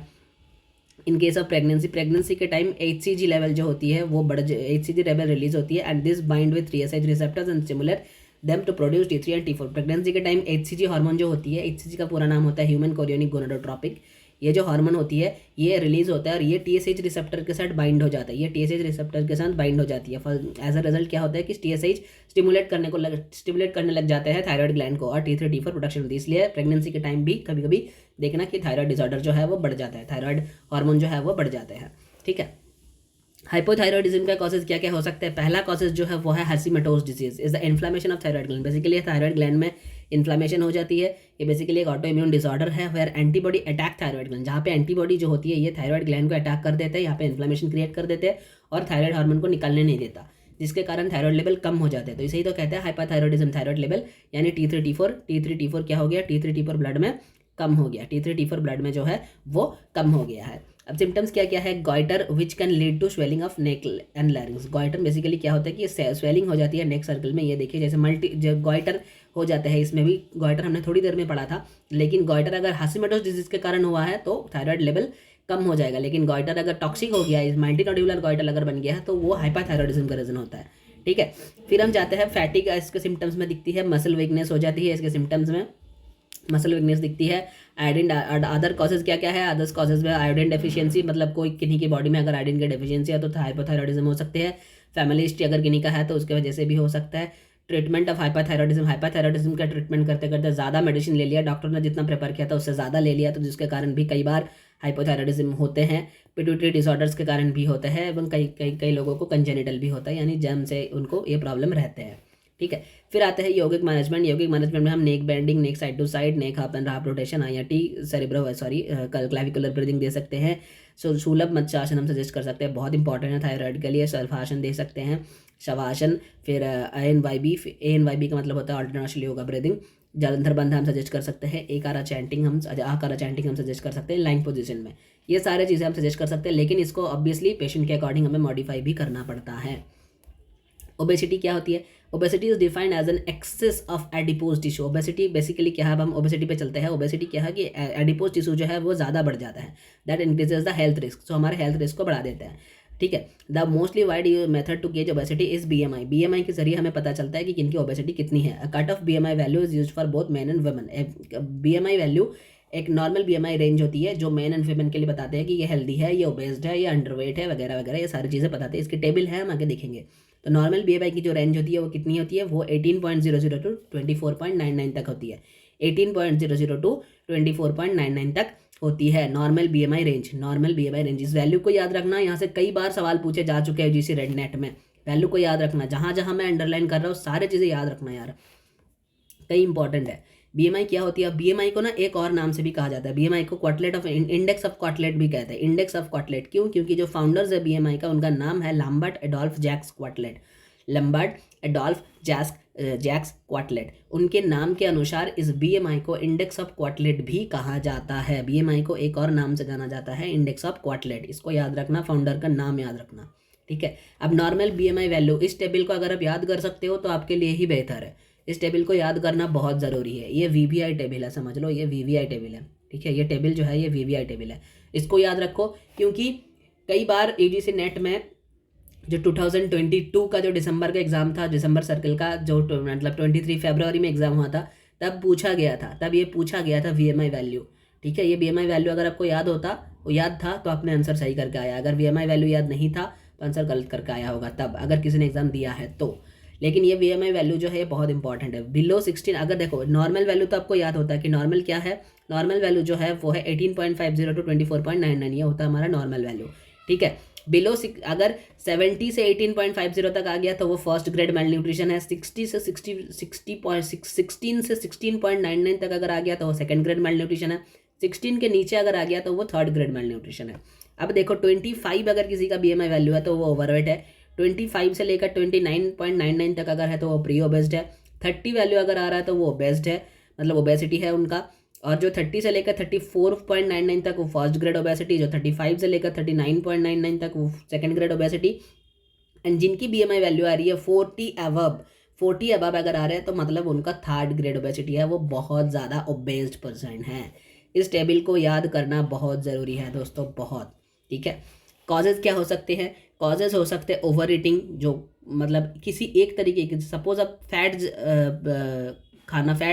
रिलेटेड खाना आप ज़्यादा खा रहे हो, आप सपोज फैट रिलेटेड खाना ज़्यादा खा रहे हो लेकिन आप प्रोटीन कार्ब्स इसको ले ही नहीं रहे हो, तो फैट जाके जमा हो जाएगा और वो आपको ओबेस्ड बनाते जाएगा, वो आपको ओबेस्ड बनाता जाएगा, ठीक है। इसीलिए लिखा हुआ है over eating. Protein rich diet, अगर आप प्रोटीन रिच डाइट ज़्यादा खा रहे हो, रोज़ खा रहे हो, लेप्टिन प्रोडक्शन डिक्रीज, अगर आपके बॉडी में अगर लेप्टिन प्रोडक्शन डिक्रीज हो जाए, लेप्टिन एक तरीके की हार्मोन है बेसिकली, वो क्या करता है, वो जो आपके एडिपोज टिश्यूज है, जो सपोज आपका एडिपोज टिश्यू जो है, जो फैट के कारण है, उस एडिपोज टिश्यू को डिस्ट्रॉय करते हैं। लेप्टिन एडिपोज टिश्यू को डिस्ट्रॉय करता है, एडिपोज टिश्यू को डिस्ट्रॉय कर देता है। लेकिन अगर लेप्टिन प्रोडक्शन कम हो जाएगा तो एडिपोज टिश्यू बढ़ता जाएगा। सेम प्रोडक्शन एडिपोनेक्टिन भी वही करता है। एडिपोनेक्टिन भी एक हार्मोन है। ये दोनों हार्मोन अगर कम हो जाए, लेप्टिन और एडिपोनेक्टिन, तो आपके बॉडी में फैट जो है वो बढ़ता चला जाएगा, ओबेस जो है आप और होते जाओगे, ठीक है। Increase amount of adipose tissue, अगर एडिपोज टिश्यू की अमाउंट बढ़ जाए, क्योंकि एडिपोज टिश्यू जितना बढ़ेगा उतना ही आप फैट होंगे, आप फैट कहलाओगे। लैक ऑफ हार्डवर्क, अगर आप हार्डवर्क नहीं करते हो, यानी आप दिन भर सोते रहते हो या आराम करते रहते हो, तो आपको भी ओबेस्ट हो सकते हो आप। इसके लिए यौगिक मैनेजमेंट हम क्या क्या सजेस्ट कर सकते हैं, हम कपालभाति सजेस्ट कर सकते हैं, एब्डोमिनल ब्रीदिंग करवा सकते हैं, सीटअप करवा सकते हैं, उतान पादासन करवा सकते हैं, प्लैंक पोजीशन करा सकते हैं, उड़ियान बंद करा सकते हैं, एनवाईबी करा सकते हैं, हुकर चैंटिंग, सन मेडिटेशन, ये सारे के सारे चीज़ें हम करा सकते हैं ओबेस्ट के लिए। ज़्यादातर याद रखना ताकि उनका जो फैट है वो फैट लॉस हो जाए, और अगर उनको कोई और प्रॉब्लम है तो उस प्रॉब्लम को ध्यान में रखते हुए आपको मॉड्यूल प्रिपेयर करना चाहिए। अगर आपको एग्जाम में मॉड्यूल पूछेगा तो वो किसी ना कोई कंडीशन को रेफर कर देगा एग्जाम में, तभी जाके आपके मॉड्यूल पूछेगा, ठीक है। फिर आते हैं metabolic syndrome. Metabolic syndrome is a cluster of condition that occur together that increasing the risk of heart disease. मतलब क्या होता है कि कई सारे डिसऑर्डर्स के सिम्टम्स जब आपको एक साथ दिखते हैं, क्लस्टर्स ऑफ कंडीशन इसे ही कहा जाता है। कई सारे डिसऑर्डर्स के सिम्टम जब आपको एक साथ दिखते हैं तो उनको हम कहते हैं मेटाबॉलिक सिंड्रोम। इसमें जैसे हो सकता है आपको हार्ट डिजीज़ के सिम्टम्स भी दिख रहे हैं, स्ट्रोक के सिम्टम दिख रहे हैं, टाइप 2 डायबिटीज़ के सिम्टम्स भी दिख रहे हैं, हाइपरटेंशन भी आपको है, सारे के सारे जब आपको एक साथ दिखते हैं सिम्टम्स तो इसको कहते हैं मेटाबॉलिक सिंड्रोम, ठीक है। इसका कुछ और नाम भी है मेटाबॉलिक सिंड्रोम को, इंसुलिन रेजिस्टेंस सिंड्रोम भी कहा जाता है, सिंड्रोम एक्स भी कहा जाता है, कार्डियो मेटाबॉलिक सिंड्रोम भी इसे कहा जाता है, ठीक है। फिर आते हैं मेटाबॉलिक सिंड्रोम पे। मेटाबॉलिक सिंड्रोम का देखिए कौन कौन सा डिजीज इनमें इंक्लूडेड होते हैं, हार्ट डिजीज़ होते हैं, लिपिड प्रॉब्लम्स के इंक्लूडेड हो सकते हैं, हाइपरटेंशन होते हैं, type 2 diabetes, dementia, cancer, polycystic ovarian syndrome, non alcoholic fatty liver वगैरह वगैरह, या और भी कई सारे हैं, इनमें से कुछ हमने यहाँ पे मेंशन किया है। तो ये सारे डिसऑर्डर्स के सिम्टम्स आपको दिखते हैं, ठीक है। ऐसा, इसका मतलब ऐसा नहीं है कि जब तक ये सारे नहीं दिखेगा तब तक मेटाबॉलिक नहीं है, नहीं। 2-3 डिसऑर्डर के क्लस्टर्स ऑफ सिम्टम अगर आपको दिख रहा है तो उसका मतलब ये है कि आप मेटाबॉलिक सिंड्रोम से अफेक्टेड हो। Most of disorder associated with metabolic syndrome don't have obvious sign and symptoms, some have describe here, some symptoms have described here. मतलब इनका कोई अलग से साइन एंड सिम्टम्स नहीं बताया जाता है, कुछ कुछ सिम्टम्स यहाँ पे बताया गया है। इसका कोई रेस्ट्रिक्टेड ऐसे सिम्टम्स नहीं है कि अगर आपको ये सिम्टम दिख रहा है मतलब आपको मेटाबॉलिक सिंड्रोम है, ऐसा नहीं है, ठीक है। कई बार कुछ कुछ सिम्टम्स यहाँ पे बताया गया है। क्या होता है कि large waist circumference, high blood pressure, high blood sugar, abnormal cholesterol, have symptoms of diabetes such as hunger, thirst, blood vision वगैरह वगैरह। बट इनमें से कोई एक सिम्टम्स होने का मतलब ये नहीं है कि आपको मेटाबॉलिक सिंड्रोम है। नीचे देखिए, यहाँ पे ये सेक्शन में अच्छी तरीके से पढ़ो, इसको मेंशन कर दिया गया है। Having just one of this doesn't mean that you have metabolic syndrome, having just one of these doesn't mean that you have metabolic syndrome। मतलब इसका मतलब ये नहीं है कि आपको इनमें से कोई एक सिम्टम्स भी आपको दिख रहा है, मतलब आपको हाई ब्लड प्रेशर है तो मतलब आप नहीं, ऐसा नहीं कह सकते हो कि आपको मेटाबॉलिक सिंड्रोम है। ये सारे अगर एक साथ आपको दिखे, आपको हाई ब्लड प्रेशर भी है, आपको हाई कोलेस्ट्रॉल भी है, आपको हाई शुगर भी है, आपको वेस्ट भी सर्कम्फरेंस बढ़ गया है, जो मतलब और भी फैटी लिवर भी आपको है, आपको डायबिटीज़ भी दिख रही है, ये सारी चीज़ें अगर आपको दिख रही है तो इसका मतलब होता है कि आपको मेटाबॉलिक सिंड्रोम है। एक भी सिम्टम्स दिख रहा है, एक सिम्टम दिख रहा है मतलब नहीं है कि मेटाबॉलिक सिंड्रोम है, ठीक है। इसके कॉजेज क्या क्या हो सकते हैं? ओबेसिटी इसके कारण हो सकती है, ड्रिंकिंग अल्कोहल इनके कारण हो सकते हैं, सेडेंटरी लाइफस्टाइल हो सकती है, ओवर कंजप्शन ऑफ कैलोरी हो सकती है, due to insulin resistance it can be happen. Insulin resistance के कारण भी ये हो सकते हैं। इसको प्रिवेंट करने के लिए रेगुलर फिजिकल एक्टिविटी करना चाहिए। प्लेंटी वेजिटेबल्स, मतलब जो प्लेंटी वेजिटेबल्स, फ्रूट वगैरह, ये सारी चीज़ें, लीन प्रोटीन, ये सारे ज़्यादा से ज़्यादा लेनी चाहिए, ठीक है। Limit saturated fat and salt in your diet, saturated fat को एंड सॉल्ट को आपके डाइट में लिमिट कर दो। पहली बात, कोई स्मोकिंग, ड्रिंकिंग, अल्कोहल वगैरह ये सब नहीं चलेगा। अगर कोई ये कर रहा है तो प्रिवेंशन करना समझ लो कि बहुत मुश्किल है। लाइफस्टाइल मॉडिफिकेशन करना बहुत ज़रूरी है। योग थेरेपी, लाइफस्टाइल मॉडिफिकेशन करना बहुत ज़रूरी है। लाइफस्टाइल मॉडिफिकेशन मतलब आपके पूरे के पूरे जो लाइफस्टाइल में योग इंक्लूड करना, खाना वगैरह सब कुछ इसमें आता है। योग भी इन्हीं का पार्ट है लाइफस्टाइल मॉडिफिकेशन का, ठीक है। तो मैंने अलग से मेंशन कर दिया है योग थेरेपी। अब योग थेरेपी में हम ये सारी चीज़ें करवा सकते हैं। मुख्य 2-3, neck bending, hand in and out breathing, IRT, vajrasana, vakrasana, shalabhasana, DRT, NYP, bhramari, sun meditation वगैरह सारी चीज़ें हम इसमें करा सकते हैं। लेकिन मैं फिर कह रहा हूँ, इस मॉड्यूल जो है ये सारे पेशेंट्स के लिए नहीं है, इसको मॉडिफाई करना पड़ता है अकॉर्डिंग टू पेशेंट कंडीशन। चलिए अब हम चलते हैं गायनेकोलॉजिकल डिसऑर्डर में। अब हम पहले GIT को कंप्लीट कर लेते हैं, फिर हम गायनेकोलॉजी में जाएंगे। हम GIT को कंप्लीट कर लेते हैं, पहले GIT कर लेते हैं, फिर गायनेकोलॉजी में जाएंगे, ठीक है। GIT में देखिए, पहला कंडीशन जो है वो है peptic ulcer. Peptic ulcer, ulcer का मतलब होता है क्या? शोर हो जाना। अल्सर का मतलब होता है शोर हो जाना, ठीक है। पेप्टिक अल्सर, अल्सर का मतलब होता है ओपन सोर, मतलब घाव बन जाना, घाव। गैस्ट्रिक अल्सर 2 तरीके की होती है, एक होती है गैस्ट्रिक, एक होती है डियोडिनल। गैस्ट्रिक अल्सर वो होती है जो स्टमक में होती है। अगर स्टमक में अल्सर बन गया तो उसे हम कहते हैं गैस्ट्रिक अल्सर।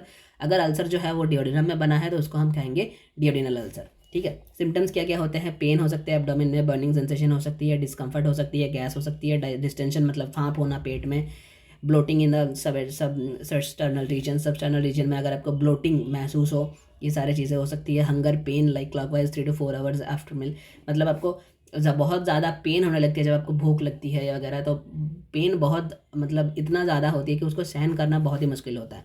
बेसिकली ये होता किस लिए है? कुछ है जो हमारे स्टमक के प्रोटेक्टर्स होते हैं और कुछ हमारे स्टमक के एग्रेसर्स होते हैं। जैसे इसकी पैथोफिजियोलॉजी में ये पढ़ाया जाता है एक्चुअली। जैसे अगर म्यूकोसल लेयर, स्टमक का जो म्यूकोसल लेयर है वो अगर सही तरीके से है, जो बाइकार्बोनेट्स है म्यूकोसल लाइनिंग में वो अभी अगर सही है, ब्लड फ्लो अगर सही तरीके से चल रहा है, तो आपको कोई प्रॉब्लम नहीं हो सकता है, क्योंकि ये सारे जो है ये स्टमक को प्रोटेक्ट करते हैं।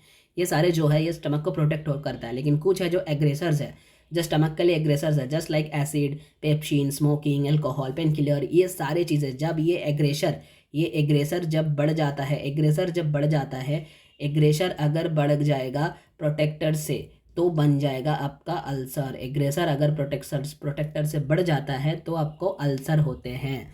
याद रखना, जो आपके एग्रेसर है यानी ये सारे चीज़ें, ये अगर बढ़ जाता है, एग्रेसर्स अगर बढ़ जाता है इस प्रोटेक्टर से, तो आपको अल्सर फॉर्म कर जाते हैं। फिर एक कंडीशन आती है डिस्पेप्सिया। डिस्पेप्सिया का जो नाम हम यूज़ करते हैं बेसिकली उसको कहते हैं इंडाइजेशन को डिस्पेप्सिया कहा जाता है। People with chronic indigestion often report feeling stomach pain. इसको स्टमक पेन होती है, ओवरफुलनेस होती है, ब्लोटिंग होती है ड्यूरिंग आफ्टर ईटिंग, मतलब ब्लोटिंग महसूस होती है, इनको ऐसा लगता है कि अभी निकल जाएगा सारा कुछ। अदर कॉमन सिम्टम्स होती है रिफ्लेक्सेस, हार्ट बर्न्स, वगैरह, एक्सेसिव बर्निंग मतलब जलन महसूस होती है अंदर में, ये सारे कॉमन सिम्टम्स है डिस्पेप्सिया का, इंडाइजेशन का, जो हम सभी रेगुलर लाइफ में ऑलरेडी महसूस भी कर चुके हैं। फिर हम आते हैं कंस्टिपेशन में। Chronic constipation is a infrequent bowel movement. Chronic constipation वो होती है जहाँ पे इनफ्रीक्वेंट बावल मूवमेंट, मतलब जो बावल मूवमेंट्स जो है वो फ्रीक्वेंटली नहीं होती है, सही तरीके से नहीं चलती है, ठीक है। मतलब जब difficult to pass stool that passes for several weeks और लॉन्गर, मतलब जब ये सेवरल वीक्स तक चलती है, लॉन्गर चलती है, तब इसको हम कंस्टिपेशन कहते हैं, ठीक है। Constipation is generally described as having fewer 3 bowel movements than a week, मतलब एक वीक में आपको 3 बार से भी कम बावल मूवमेंट हुआ है तो इसका मतलब है कि आप कंस्टिपेटेड हो, ठीक है, इसका मतलब आपको कंस्टिपेशन हुआ है।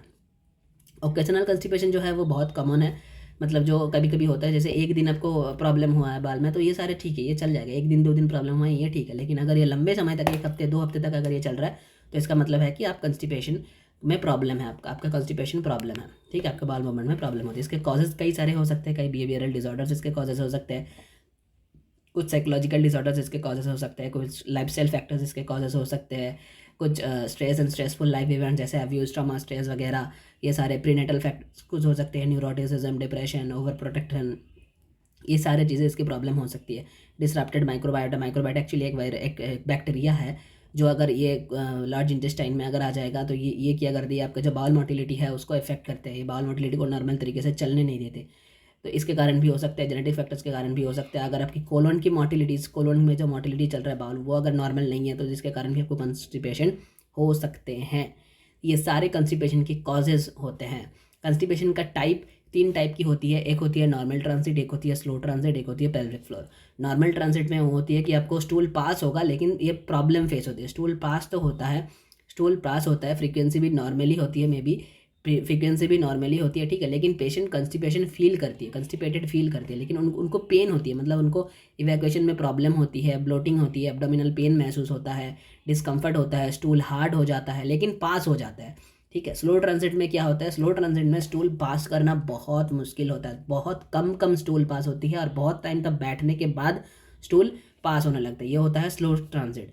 पेल्विक फ्लोर में क्या होता है, pelvic floor constipation dysfunction is the इमोडलिटी inability and correctly relax and coordinate your pelvic floor muscles to have a bowel movement, मतलब pelvic floor में वो होती है कि वो बहुत कोशिश करने के बाद भी उनका स्टूल पास नहीं होता है, सबसे डेंजरस, मतलब आपका जो पेल्विक फ्लोर का जो मसल्स होती है वो काम नहीं करते सही तरीके से, और वो मोटिलिटी, वो वहाँ का जो मोटिलिटी है, पेल्विक मोटिलिटी जो है वो डिसफंक्शन हो जाती है, वो इनेबल हो जाती है उसको मोटिलिटी को करवाने के लिए, ठीक है, जिसकी वजह से जो हमारा स्टूल है वो पास नहीं हो पाते हैं सही तरीके से, स्टूल जो है वो सही तरीके से पास नहीं हो पाती है, इसको कहते हैं पेल्विक फ्लोर, जहाँ पे पेल्विक मसल्स अफेक्टेड होती है। इनकी योगा थेरेपी में हम IOIT करवा सकते हैं। ज़्यादा से मोस्ट इंपॉर्टेंट जो प्रैक्टिस है IOIT की अप्रोच के हिसाब से, जो मोस्ट इंपॉर्टेंट प्रैक्टिस है वो है LSP, जो इसको हम करवा सकते हैं initially every day for 15 days, then alternate day helps to increase bowel motility. अब पहले 15 दिन जो है उसको रेगुलरली कराओ, फिर अल्टरनेट करके उनको कराते रहो अल्टरनेट डेज में, मतलब एक दिन करवाया एक दिन रेस्ट, एक दिन करवाया एक दिन रेस्ट, ऐसे करके आप करवा सकते हो उनको, तो वो उनकी बाउल मोटिलिटी में बहुत हेल्प करते हैं। फिर आते हैं डायरिया। डायरिया होता है, अब देखो कंस्टिपेशन का मतलब होता है कि आपको स्टूल पास नहीं हो रहा था, डायरिया का मतलब स्टूल ही स्टूल, मतलब वो वाटरली स्टूल पास होता रहेगा, ठीक है, जैसे वाटर लाइक सब्सटेंस के हिसाब से स्टूल पास होता रहेगा, मतलब एकदम पानी की तरह बहेगा स्टूल। डायरिया में ऐसा होता है कि पानी की तरह स्टूल बहने लगते हैं, और इसमें भी वॉमिटिंग का सेंसेशन होती है, एब्डोमिनल पेन होती है, वेट लॉस होती है, ये सारे सिम्टम्स इसमें दिखती है। डायरिया अगर शॉर्ट लिव्ड है, लास्टिंग नो मोर देन, ये शॉर्ट लिव्ड होता है, ज़्यादातर ये 3 4 5 दिन तक चलती है, उससे ज़्यादा नहीं चलती है, but diarrhoea last beyond a few days into a weeks, अगर ये वीक तक चल जाती हैं तो देन इसमें कई सारे प्रॉब्लम्स हो सकती है। इसका मतलब है कि सिर्फ डायरिया नहीं हुआ है, कुछ इन्फ्लामेशन वगैरह है, सपोज ये इंडिकेशन है, अगर डायरिया किन्हीं को 1 हफ्ते 2 हफ्ते तक अगर डायरिया चल रहा है तो उनका ये इंडिकेशन है कि उनको कोई और प्रॉब्लम हुआ है, सपोज उनको IBS हो सकती है, IBD हो सकती है, या फिर कोई इन्फेक्शन वगैरह अंदर हो सकते हैं, ये उसकी इंडिकेशन होती है। सिम्टम्स क्या क्या होती है, एब्डोमिनल क्रैम्स होती है, मतलब एब्डोमिनल पेन होती है, ब्लोटिंग होती है, नोजिया होती है, वॉमिटिंग होती है, फीवर होती है, ब्लड इन स्टूल, स्टूल में ब्लड आता है, म्यूकस आती है स्टूल में, urgent need to have a bowel movement, always इनको अर्जेंसी होती है बाल मूवमेंट के लिए। इनके लिए यौगिक मैनेजमेंट हम डीप रेस्ट करवा सकते हैं, इनको सारे के सारे रेस्टिंग कंडीशन इनको प्रैक्टिस कराना चाहिए, DRT वगैरह ये सारी चीज़ें, शवासन वगैरह, इनको जितना रेस्ट दोगे उतना उनके लिए बेनिफिटेड है, ठीक है। फिर आते हैं IBS, इरिटेबल बाउल सिंड्रोम, जिनका पूरा नाम होता है irritable bowel syndrome. It's basically a functional gastrointestinal disorder which diagnosed on the basis of symptoms. Irregular बाल मोटिलिटी प्रोपल्सन एरर, एक्चुअली इसमें क्या होता है कि बाल मोटिलिटी इरेगुलर हो जाती है, characterised by alternate diarrhoea, constipation with a constant feeling of incomplete evacuation. मतलब ये लोग इनके लिए प्रॉब्लम ये होती है, ये लोग जाते तो है, इनको स्टूल लगते भी है, ये जाते भी है, लेकिन स्टूल होता नहीं है। और ऐसा कोई दर्द कंस्टिपेशन के जैसा कोई दर्द, कोई स्टूल निकल नहीं पा रहा है, ऐसा कुछ नहीं। इनको हमेशा स्टूल महसूस होता है, ये लोग जाते हैं स्टूल निकालने के लिए, लेकिन स्टूल पास नहीं होती है सही तरीके से। Also known as functional bowel disorder, इसको फंक्शनल बाउल डिसऑर्डर भी कहते हैं। More common in middle age women than man, ये ज़्यादातर वुमेनों को ये ज़्यादातर होती है, वुमेन को, मैन से ज़्यादा ये वुमेन को होती है। इनके क्योंकि इसमें स्टूल फॉर्म होती है, तो इसका मतलब होता है कि उनका इंटेस्टाइन जो है वो बिल्कुल सही है, इंटेस्टाइन सही है, इंटेस्टाइन में कोई प्रॉब्लम नहीं है, ठीक है। Personality traits of IBS patients की पर्सनालिटी ट्रेट्स कैसी होती है, वो हाइपर रिएक्टिव होती है, वो ऑलवेज टू क्लीनलीनेस ज़्यादा मतलब रखना उनको पसंद है, नर्वस हो जाती है, इंट्रोस्पेक्टिव होती है, ये सारे fixation on bowel and concentration on the bowel. उनको हमेशा यही लगता है कि मेरे को बाल मूवमेंट करना है, उनको हमेशा यह लगता है कि मेरे को स्टूल पास करना है, वो जाते भी है लेकिन स्टूल पास होता नहीं है, सबसे बड़ा प्रॉब्लम यही है, ठीक है। फिर इसका कॉजेज़ क्या हो सकता है, कॉजेज़ हो सकते हैं उनको कोई जीआई में इन्फेक्शन है, यानी गैस्ट्रोइंटेस्टाइनल ट्रैक में कोई इन्फेक्शन है, नर्वस सिस्टम जो कनेक्टेड है गैस्ट्रोइंटेस्टाइन्स के साथ, उसमें अगर कोई ट्रिगरेंस आ रही है, ये जो नर्वस सिस्टम जो कनेक्टेड है हमारे जीआईटी के साथ, इनमें अगर कोई ट्रिगर हो रही है, इनको अगर कोई प्रॉब्लम है, इनमें नर्व में अगर कोई प्रॉब्लम है तो भी हो सकता है। मतलब इन नर्व के सेंसेशन में अगर प्रॉब्लम होगा तो आपका बाउल पास नहीं होगा सही तरीके से। ये देखिए, ये बाउल जो है ये पास नहीं हो रहा है, क्यों? क्योंकि इस नर्व में से सेंसेशन नहीं आ रहा है, ये डायलेट नहीं हो रहा है, ट्रैक डायलेट जब तक नहीं होगा ये बाल जो है ये पास नहीं होगा, स्टूल जो है वो पास नहीं होगा, ठीक है। मसल टोन डिसऑर्डर के कारण भी हो सकता है। हाइपर रिएक्टिव पैरासिम्पैथेटिक ड्रग्स, अगर पैरासिम्पैथेटिक ड्रग्स अगर हाइपर रिएक्ट हो जाता है पैरासिम्पैथेटिक ड्रग्स इनके बॉडी में, तो इसके कारण भी ये प्रॉब्लम हो सकती है। साइलेंट सिम्टम क्या है? साइलेंट सिम्टम है एब्डोमिनल पेन होती है, फ्रीक्वेंट डायरिया होती है, इनको भी एब्डोमिनल डिस्टेंशन होती है, incomplete evacuation, weight loss, stress जो है ये बहुत और भी बुरा कर देते हैं, कंडीशन को और भी ख़राब कर देते हैं। Some food like deep fried oily spicy food ये सब नहीं चलता आईबीएस पेशेंट के लिए। इनको medications also affect the relapse. सब मेडिकेशन मतलब कई मेडिकेशंस ऐसे हैं जो इस कंडीशन को और भी ख़राब कर देते हैं, तो अगर गलत मेडिकेशन है ले लिया तो। योग क्या करते हैं? योग बेसिकली आईबीएस में ये करते हैं कि जो इन्फ्लामेशन होती है, इन्फ्लामेशन को कम करता है, रिड्यूस रिलैप्स, मतलब जो बढ़ गया है, जो बड़ा हुआ चीज़ है उसको कम करने में, रिलैप्स को कम करते हैं, और रेमिशन को बढ़ाते हैं, मतलब क्योरेंस को बढ़ाते हैं, जब क्योर की ओर ले जाते हैं पेशेंट को, ठीक है। रिड्यूसेस रिस्क ट्रिगरिंग फैक्टर्स, जितने भी इन स्ट्रेस वगैरह ये सब होती है, स्ट्रेस, इन्फ्लामेशन, ये इस सारे चीज़ों को कंट्रोल करने में योग मदद करते हैं, एंड हमारा क्वालिटी ऑफ लाइफ को इम्प्रूव करने में लिए योग मदद करते हैं। अन्नमय कोश में हम डाइट सजेस्ट कर सकते हैं, अवॉइड स्पाइसी जंक फूड को अवॉइड करना होगा, लिक्विड सेमी सॉलिड फूड लेना होगा। क्रियाज में हम करवा सकते हैं, कई सारे क्रिया हम करा सकते हैं, लेकिन अगर किन्हीं को अल्सर है तो उनके लिए वस्त्र धोती नहीं कराना चाहिए, बाकी सारे क्रियाज हम करवा सकते हैं सारे लोगों को। फिजिकल प्रैक्टिसेस में हम विपरीत करनी करा सकते हैं, इन्वर्टेड पोस्चर्स करा सकते हैं, ब्रीदिंग करा सकते हैं, प्राणायाम में ऑल टाइप ऑफ प्राणायाम करा सकते हैं, मनोमय में हम मेडिटेशन, एमएसआईटी, सारी चीज़ें, सारे प्रैक्टिसेस ये सब करवा सकते हैं। एक्यूट अटैक्स ऑफ आईबीएस को मैनेज करने के लिए क्या है कि इन्वर्टेड पोस्चर जो है उसको बढ़ा दो, और विपरीत करनी कराओ वॉल सपोर्ट के साथ, डीप एब्डोमिनल ब्रीदिंग कराओ, आगरा चैंटिंग कराओ, अश्विनी मुद्रा कराओ, सर्वांगासन, हलासन, मत्स्यासन, उष्ट्रासन, ये सारी चीज़ें करा सकते हैं। ट्विस्टिंग कराने की ज़रूरत नहीं है, क्योंकि ट्विस्टिंग जो है वो पेन को बढ़ा सकते हैं, ट्विस्टिंग जो है वो पेन को बढ़ा सकते हैं, ठीक है। अब हम आ जाते हैं इसमें गायनेकोलॉजिकल डिसऑर्डर में, ये हो गया हमारा जीआईटी। अब हम आएंगे गायनेकोलॉजिकल डिसऑर्डर में। देखिए, गायनेकोलॉजिकल डिसऑर्डर में पहला जो है वो है डिस्मेनोरिया। पहला कंडीशन जो है वो है डिस्मेनोरिया। डिस्मेनोरिया का मतलब होता है painful menstrual cycle. Painful menstrual cycle को हम डिस्मेनोरिया कहते हैं।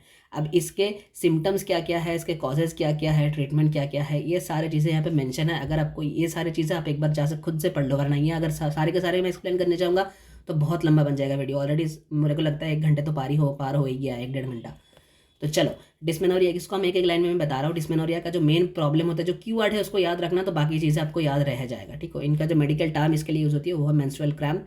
डिस्मेनोरिया 2 तरीके की हो सकती है, प्राइमरी डिस्मेनोरिया, सेकेंडरी डिस्मेनोरिया, ठीक है। और नेक्स्ट होती है ओलिगोमेनोरिया। ओलिगोमेनोरिया का मतलब होता है infrequent menstrual cycle is called oligomenorrhoea. Infrequent menstrual cycle, इसके लिए जो मेडिकल टर्म यूज़ होती है वो यही है, इनफ्रीक्वेंट मेंस्ट्रुअल साइकिल। मतलब ओलिगोमेनोरिया क्या होता है? Oligomenorrhoea is one of the most common menstrual disorder estimated after 50% of women a child, ऐसा कुछ, ठीक है। यह 15% ऑफ वुमेन को बेसिकली इफेक्ट करते हैं। मतलब ओलिगोमेनोरिया का मतलब होता है कि एक साइकिल अगर 35 डेज से भी ज़्यादा चल रही, medical term for infrequent periods और long cycle that more than 35 days, मतलब नॉर्मली जो होता है वो 28 से लेकर 35 तक होती है। नॉर्मली जो होती है वो 28 से लेकर 35 तक होती है, लेकिन कई बार देखना कि 35 से भी ज़्यादा लंबा साइकिल चलती है, ठीक है। तो उसको कहते हैं एक्चुअली ओलिगोमेनोरिया। जब 35 डेज के बाद, मतलब एक बार पीरियड्स हुआ, उसके बाद 35 डेज के गैप में पीरियड्स होते हैं, मतलब ये जो साइकिल होती है पीरियड्स मेंस्ट्रुअल साइकिल जो होती है 35 से भी लॉन्ग चलते हैं, 35 डेज से भी लॉन्ग चलते हैं, तो इसको कहते हैं ओलिगोमेनोरिया, ठीक है। इसको कहते हैं जी ओलिगोमेनोरिया। फिर आते हैं पॉलीमेनोरिया। पॉलीमेनोरिया होते हैं कि साइकिल जो है वो अगर 21 डेज के भी कम हो जाए, वो अगर 21 डेज के भी कम हो जाते हैं तो इसको कहते हैं पॉलीमेनोरिया। इसको शॉर्टर साइकिल कहते हैं, शॉर्टर देन 21 डेज, ठीक है, शॉर्टर देन 21 डेज। अगर साइकिल 21 डेज के भी कम चल रहा है, मतलब 21 डेज हुआ नहीं फिर से पीरियड्स हो गया, एक बार पीरियड्स हुआ 21 डेज निकले नहीं फिर से पीरियड्स हो गया, 21 से भी अगर कम चल रहा है साइकिल तो उसको कहते हैं पॉलीमेनोरिया। 21 से 35 तक अगर चल रहा है तो वो नॉर्मल है, 21 से कम चल रहा है तो पॉलीमेनोरिया, 35 से ज़्यादा चल रहा है तो ओलिगोमेनोरिया, ठीक है। फिर हम चलते हैं ल्यूकोरिया। ल्यूकोरिया का मतलब होता है कि वाइट फ्लूइड डिस्चार्ज होते हैं ब्लड के साथ, ब्लड के साथ जब वाइट फ्लूइड डिस्चार्ज होते हैं तो उसको हम कहते हैं ल्यूकोरिया, ठीक है। वाइट फ्लूइड जब डिस्चार्ज होते हैं ब्लड के साथ तो उसे कहा जाता है ल्यूकोरिया। मेनोरिया क्या होता है? Menorrhea is a condition marked by abnormal heavy prolonged irregular uterine bleeding, मतलब जब हैवी पीरियड्स होती है तो उसे कहा जाता है मेनोरिया, और इसमें दर्द बहुत ज़्यादा होती है, इसमें हैवी प्रोलॉन्ग लंबे टाइम तक चलते हैं, इरेगुलर यूट्राइन ब्लीडिंग चलते हैं। मतलब जब मेडिकल टर्म इसका जो मेडिकल टर्म यूज़ की जाती है वो है heavy periods, abnormal uterine bleeding होती है इसमें, ठीक है। और इसमें 80 ml से भी ज़्यादा ब्लड निकल जाता है पर साइकिल में, 80 ml से भी ज़्यादा ब्लड निकल जाता है पर साइकिल में मेनोरिया का। इसके लिए यौगिक मैनेजमेंट क्या क्या हो सकते हैं? Hands in and out breathing मुख्यतः होती है, यौगिक breathing, IRT, butterflies most important, इसके लिए baddhakonasana most important, ANYB bhramari, आकारा chanting, upside meditation, Om meditation कुछ भी दे सकते हो, इसमें कोई प्रॉब्लम नहीं है, लेकिन इसको मॉडिफाई करते रहना पेशेंट के अकॉर्डिंग। लेकिन जब पीरियड्स चले तब ये सारे प्रैक्टिसेस नहीं करनी चाहिए, तब रिलैक्सेशन प्रैक्टिसेस सिर्फ कर सकते हैं, अदर्स कोई प्रैक्टिसेस तब नहीं करनी चाहिए। प्रीमेंस्ट्रुअल सिंड्रोम क्या है? प्रीमेंस्ट्रुअल सिंड्रोम है कि प्रीमेंस्ट्रुअल सिंड्रोम वो होती है, इसमें कई सारे सिंड्रोम्स मतलब सिम्टम्स ऐड होती है। क्या क्या? एक होती है मूड स्विंग, टेंडर ब्रेस्ट होती है, फूड क्रेविंग्स होती है, फैटिक होती है, इरिटेबिलिटी होती है, डिप्रेशन वगैरह होती है। प्रीमेंस्ट्रुअल सिंड्रोम होने का मतलब प्रीमेंस्ट्रुअल सिंड्रोम का मतलब होता है कि मेंस्ट्रुएशन होने से पहले जो सिम्टम्स दिखती है, मेंस्ट्रुएशन साइकिल चालू होने से पहले जो सिम्टम्स दिखती है उसे कहते हैं जी premenstrual syndrome. It's estimated that many as 3 or 4 menstruating women have experienced some form of premenstrual syndrome, मतलब 4 में से 3 वुमेन ज़रूर इसको महसूस करते हैं प्रीमेंस्ट्रुअल सिंड्रोम को। मतलब जब अगर कल से आपकी पीरियड्स होना है तो आज से ही आपको कुछ प्रॉब्लम्स दिख जाती है, आज से ही आपको ये सारे प्रॉब्लम्स महसूस होना चालू हो जाता है और आप समझ जाते हो कि कल से या परसों से मेरा पीरियड्स आने वाले हैं, ठीक है। What are the symptoms of PMS? PMS पे क्या क्या सिम्टम्स दिखती है? PMS इसका शॉर्ट फॉर्म है, ठीक है, इसी का पूरा नाम है प्रीमेंस्ट्रुअल सिंड्रोम। PMS में क्या क्या सिम्टम्स दिखती है? डिप्रेशन दिखती है, हेडेक दिखती है, anxiety, tenderness, food craving, irritability, bloating of the abdomen, tender breast वगैरह, ये सारे सिम्टम्स इसमें दिखती है। PMS के कॉजेज क्या क्या हो सकती है? बेसिकली ये दोनों हार्मोन की वजह से होती है, एस्ट्रोजन एंड प्रोजेस्टेरॉन, ये दोनों हार्मोन इम्बैलेंस हो जाती है बॉडी में, ये दोनों हार्मोन जो है ये इम्बैलेंस हो जाती है, जिसके कारण प्रीमेंस्ट्रुअल सिंड्रोम, ये अगर बैलेंस कंडीशन में रहेगा तो प्रॉब्लम नहीं था, ये इम्बैलेंस हो जाती है जिसके कारण ये प्रॉब्लम्स आपको दिखती है। इसका और कई ज़्यादा कारण भी हैं, जैसे स्ट्रेस अगर ज़्यादा है किन्हीं का तो उसको ज़्यादा दिखती है जो PMS सिम्टम्स होती है, डाइट, रॉन्ग डाइट के कारण, ठीक है, डाइटरी डेफिशिएंसी के कारण ये सारे प्रॉब्लम्स इसमें दिखती हैं। इसके लिए यौगिक मैनेजमेंट हम क्या क्या सजेस्ट कर सकते हैं? इनके लिए हम यौगिक मैनेजमेंट सजेस्ट कर सकते हैं सूर्य नमस्कार, IRT, आधकटी चक्रासन, वधकोनासन, विपरीत करनी, DRT, भ्रामरी और मेडिटेशन, ये सारी चीज़ें हम सजेस्ट कर सकते हैं, लेकिन ड्यूरिंग मेंस्ट्रुएशन साइकिल नहीं, मेंस्ट्रुअल साइकिल के आगे, ठीक है। मेनोपॉज क्या होता है? मेनोपॉज वो होती है कि जब एक वुमेन को जब 40 एज के बाद, 40 से लेकर 50 एज के बाद उनको क्या होती है कि उनका जो मेंस्ट्रुएशन साइकिल है वो स्टॉप हो जाती है और मेंस्ट्रुएशन उनको नहीं होती है, ठीक है, उनको और मेंस्ट्रुएशन नहीं होती है, परमानेंटली बंद हो जाता है, तो इसे कहते हैं मेनोपॉज। ये चीज़ को कहा जाता है मेनोपॉज। नॉर्मल एज क्या है? Menopause can happen in year 40 से लेकर 50 तक, बट कॉमन एवरेज एज अगर जो देखा जाए यूनाइटेड स्टेट के अकॉर्डिंग तो वो 51 है, वो 51 है, ठीक है। ये एक बायोलॉजिकल प्रोसेस है जहाँ पे आपका मेनोपॉज जो मतलब मेंस्ट्रुअल साइकिल जो है वो परमानेंटली स्टॉप हो रहा है, मतलब लंबे 12 मंथ्स अगर किसी को मेंस्ट्रुएशन नहीं हुआ तभी कहा जाएगा कि आपका मेनोपॉज हो गया है। 1 महीने गैप बहुत सारे लोगों को हो जाती है, बहुत नॉर्मल वुमेन जो होती है उनको भी हो जाती है 1 महीने की गैप, कई बार देखते हैं कि 1 महीने मिस हो गया है, ठीक है। लेकिन प्रेगनेंसी के टाइम अगर मेंस्ट्रुएशन नहीं हुआ तो उसका मतलब नहीं है कि मेनोपॉज हो गया। प्रेगनेंसी के टाइम मेंस्ट्रुएशन नहीं होती है, वो कॉमन चीज़ है, ठीक है। मेनोपॉज के कई अच्छा, मेनोपॉज तो ये होती है कि जो बंद हो जाते हैं मेंस्ट्रुएशन, और जब मेंस्ट्रुएशन चालू होता हो, जो पहली बार जब मेंस्ट्रुएशन होना होता है 10 से लेकर 13 एज तक, मतलब 10 ईयर से लेकर 13 ईयर्स तक, 10 से लेकर 13 अभी जो नॉर्मल एज माना जाता है, उसको, उस घटना को क्या कहते हैं, उस इंसिडेंट को क्या कहते हैं, जब पहली बार मतलब मेंस्ट्रुअल साइकिल स्टार्ट होती है किसी बच्ची का, उसे कहा जाता है मेनार्क, उसे कहा जाता है जी मेनार्क, ठीक है। और जब परमानेंटली बंद होने की घटनाएं होती है उसको कहा जाता है मेनोपॉज। मेनोपॉज की कई सारे सिम्टम्स यहाँ पे आपको दिख रही है, 34 मेनोपॉज के सिम्टम्स दिख रही है, लेकिन इनमें से कई सिम्टम्स जो है जो मोस्ट इंपॉर्टेंट है वो क्या क्या है, वो ये सारे हैं। Dry eye, irregular menstruation, reduce libido, sleep disorders होती है, आपकी फैटिक दिखती है, हॉट फ्लासेस, वाइट डिस्चार्ज होने लगती है, वेट जो है वो इंक्रीज होने लगती है, वाइट डिस्चार्ज नहीं, वेट जो है वो इंक्रीज होने लगती है, फ्रीक्वेंट यूरिनेशन होती है, एंड मूड स्विंग, ये कॉमन सिम्टम्स है। What causes PMS, PMS basically जो मेन कॉज करते हैं, age is the main issue, PMS के लिए age is the main issue, मतलब मेनोपॉज के लिए age is the main issue, but कई रीज़न के कारण मेनोपॉज जो है ये कई औरतों में दिखती है कि जैसे अगर किन्हीं का ओफरेक्टोमी किया गया है, ओफरेक्टोमी का मतलब होता है कि सर्जरी करके अगर उनके ओवरी निकाल दिया गया है, जैसे किन्हीं को सिस्ट हुआ था, सिस्ट बढ़ गया, तो सर्जरी करके अगर ओवरी निकाल दिया जाएगा तो कभी भी उनको मेंस्ट्रुअल साइकिल नहीं होगा, परमानेंटली बंद हो जाएगा, तो उनको मेनोपॉज हो जाएगा। केमोथेरेपी के कारण भी परमानेंटली मेनोपॉज हो जाते हैं, अगर आपकी एज कम भी हो तब भी मेनोपॉज हो जाता है केमोथेरेपी के कारण, कई बार पेल्विक रेडिएशन थेरेपी के कारण भी होते हैं। अगर किन्हीं का अगर यूट्रस हेजेक्टोमी किन्हीं के किया जाएगा, हेजेक्टोमी का मतलब होता है कि यूट्रस का सर्जरी करके यूट्रस अगर रिमूव कर दिया गया है, सर्जरी करके अगर आपको यूट्रस को रिमूव कर दिया गया है तो भी मेनोपॉज हो सकते हैं। ये सारे कई सारे कॉजेज के कारण होते हैं, ठीक है। अब कह रहा है क्या, प्रीमेच्योर मेनोपॉज वो होती है जब 40 से पहले, अगर 40 से पहले किन्हीं का अगर मेनोपॉज हो गया है 40 से पहले, इसके कारण क्या क्या हो सकती है, कारण हमने अभी अभी पढ़ा, अगर किसी का सर्जरी रिमूव कर दिया, मतलब ओवरी रिमूव कर दिया गया है, किसी का यूट्रस रिमूव कर दिया गया है, केमोथेरेपी किया गया है, किन्हीं को पेल्विक रेडिएशन थेरेपी किया गया है, तो उसके कारण होते हैं। 40 के पहले अगर किन्हीं का मेनोपॉज हो गया तो उसको कहते हैं प्रीमेच्योर मेनोपॉज, ठीक है। पेरी मेनोपॉज क्या होते हैं, पेरी मेनोपॉजल सिम्टम्स वो होते हैं कि मेनोपॉज होने के बाद भी कई सारे सिम्टम्स दिखते हैं, जिनको पेरी मेनोपॉजल सिम्टम्स कहा जाता है। उनमें से हॉट फ्लासेस होता है, वेजाइनल ड्राइनेस होती है, वेट गेन होती है, इरिटेबिलिटी होती है, डिप्रेशन होती है, मूड स्विंग्स होती है, ये सारे सिम्टम्स उनको दिखती है, जिनको पेरी मेनोपॉजल सिम्टम्स कहते हैं। अब आते हैं प्रेगनेंसी के बारे में। प्रेगनेंसी वो होती है, प्रेगनेंसी एक टाइम होती है जब मदर वम्ब में एक बच्चा कंसीव, मतलब जब मम्मी एक वुमेन जब कंसीव करते हैं तो मदर्स वम्ब में एक फीटस डेवलप करती है, उसे कहा जाता है जी pregnancy. It's a normal procedure. और इसके लिए प्रेगनेंसी के लिए जो हमारे 3 ट्राइमेस्टर के लिए तीनों यौगिक प्रैक्टिसेस होती है। फर्स्ट ट्राइमेस्टर के लिए ये सारे प्रैक्टिसेस आप दे सकते हो, hand stretch breathing, hands in and out, ankle stretch, straight leg raising, shavasana, ardhakati chakrasana, ardhachakrasana, matsya asana, DRT, sectional breathing, ANYB, bhramari, Om meditation. नीचे वाला नोट्स हमेशा पढ़ना, मॉडिफाई करना है पेशेंट के अकॉर्डिंग इनको मॉडिफाई करना चाहिए। अगर कोई और प्रॉब्लम है तो सेकंड ट्राइमेस्टर के लिए ये सारे दे सकते हो, hand stretch breathing, hands in and out, ankle stretch, shavasana, ardhakati chakrasana, hastottanasana, DRT, यौगिक breathing, ANYB, bhramari, Om meditation, ठीक है। इनके अगर थर्ड ट्राइमेस्टर के लिए ये सब प्रैक्टिस दे सकते हो, जिनको थर्ड ट्राइमेस्टर चल रही है, hand stretch breathing, hands in and out, ankle stretch, shavasana, DRT, यौगिक breathing, ANYB, bhramari, Om meditation, ये सारे प्रैक्टिस आप लोग सजेस्ट कर सकते हो। फिर आती है एक चीज़ जो आती है एंटीनेटल केयर। एंटीनेटल केयर का मतलब होता है बच्चा जन्म लेने से पहले, प्रेगनेंसी के दौरान कुछ इंपॉर्टेंट एडवाइजेस है, जैसे आपको न्यूट्रिएंट सही तरीके से लेना चाहिए, प्रेग्नेंट वुमेन को अच्छे तरीके से फ़ोटो वगैरह, बेबीज़ वगैरह की फ़ोटो लगानी चाहिए घर में, पूजा पाठ करनी चाहिए, डिवोशनल चीज़ें पढ़नी चाहिए, एंगर मतलब गुस्सा, स्ट्रेस, ये सब ज़्यादा नहीं लेनी चाहिए। तो ये सारी चीज़ें जो आती है ये आती है जी एंटीनेटल केयर में। यहाँ पे कई सारे पॉइंट्स, इसमें 7 पॉइंट्स लिखी हुई है, तो आप लोग इसको पढ़ लेना एक बार। ये सारा पॉइंट्स मैं नहीं पढ़ूंगा, मैंने चीज़ें बता दी कि एंटीनेटल केयर क्या है।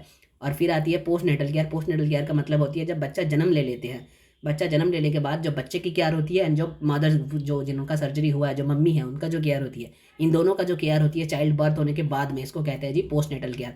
मतलब बच्चा को भी फीडिंग कराना चाहिए मम्मी से, और मम्मी को भी अच्छी तरीके से फीडिंग कराना चाहिए, वो सारे फीड करानी चाहिए मम्मी को, ताकि उनकी ब्रेस्ट मिल्क जो है वो डेवलप हो, और उनका हील जो है, जो उनका जो सर्जरी हुआ है, तो सर्जरी का जो है वो भी सही तरीके से रिकवर हो जाए, तो उनको वह सारे केयर प्रोवाइड करना, इसका कहते हैं पोस्ट नेटल केयर।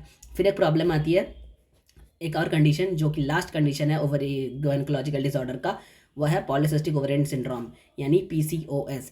PCOS का मतलब होता है, जिसको हम नॉर्मल भाषा में, आम भाषा में हम जो कहते हैं ना, सीस्ट, तो सीस्ट होता है एक्चुअली PCOS। क्या होता है polycystic ovarian is a problem hormones that happens during reproductive years. If you have PCOS you may not have periods often, मतलब जिनका PCOS होता है उन PCOS जिनको होता है उनको पीरियड्स नहीं आती है, तब उस टाइम पे पीरियड्स नहीं होते हैं PCOS जब चलती है। तो PCOS का मतलब होता है बेसिकली जो डेड फॉलिकल होती है वो PCOS मतलब वो सिस्ट के रूप में कन्वर्ट हो जाती है। एक्चुअली डेड फॉलिकल सिस्ट जो होती है, ये आप ये सेक्शन जो है ये पढ़ो अच्छी तरीके से तो समझ में आएगा। With PCOS many small sac fluid develop another outer edge of the ovary, मतलब ओवरी के आउटर एज में ये डेवलप कर जाती है, जो फॉलिकल होती है फॉलिकल डेवलप करके वहाँ पे बैठ जाता है। तो these are the called cyst, इसको सिस्ट कहा जाता है। The small fluid cyst contain immature eggs, actually जो इमेच्योर एग्स ये जरा जो सिस्ट जो है ना ये एक्चुअली इमेच्योर एग होती है, ये कभी मैच्योर नहीं हो सकते। This are called follicle, that's why this are called follicle, इसको फॉलिकल कहते हैं। The follicular fail to regulate release egg, मतलब ये जो सिस्ट होती है ये एग रिलीज नहीं कर सकते हैं, और इसको या तो आपको रिमूव करना पड़ेगा या तो आपको डाइल्यूट करना पड़ेगा, दो ऑप्शन होता है। जब कई ज़्यादा बड़े हो जाते हैं तो इसीलिए सर्जरी करके निकालना भी पड़ता है, इसको कई बार सर्जरी करना पड़ता है इसके लिए, ठीक है। दो कंडीशन होती है, एक होती है PCOD, एक होती है PCOS। इन दोनों में डिफरेंस क्या होती है? PCOD का मतलब होता है polycystic ovarian disease and PCOS का मतलब होता है पॉलीसिस्टिक ओवेरियन सिंड्रोम। PCOD का मतलब है जब सिस्ट जो है वो कम है, मतलब जो सिस्ट पैदा हुआ है अंदर, सिस्ट जो फॉर्म हुआ है वो सिस्ट कम है, और सिस्ट अगर 10 से ज़्यादा है, 10 से कम अगर है तो PCOD, अगर 10 से ज़्यादा है तो वो हो जाएगा PCOS।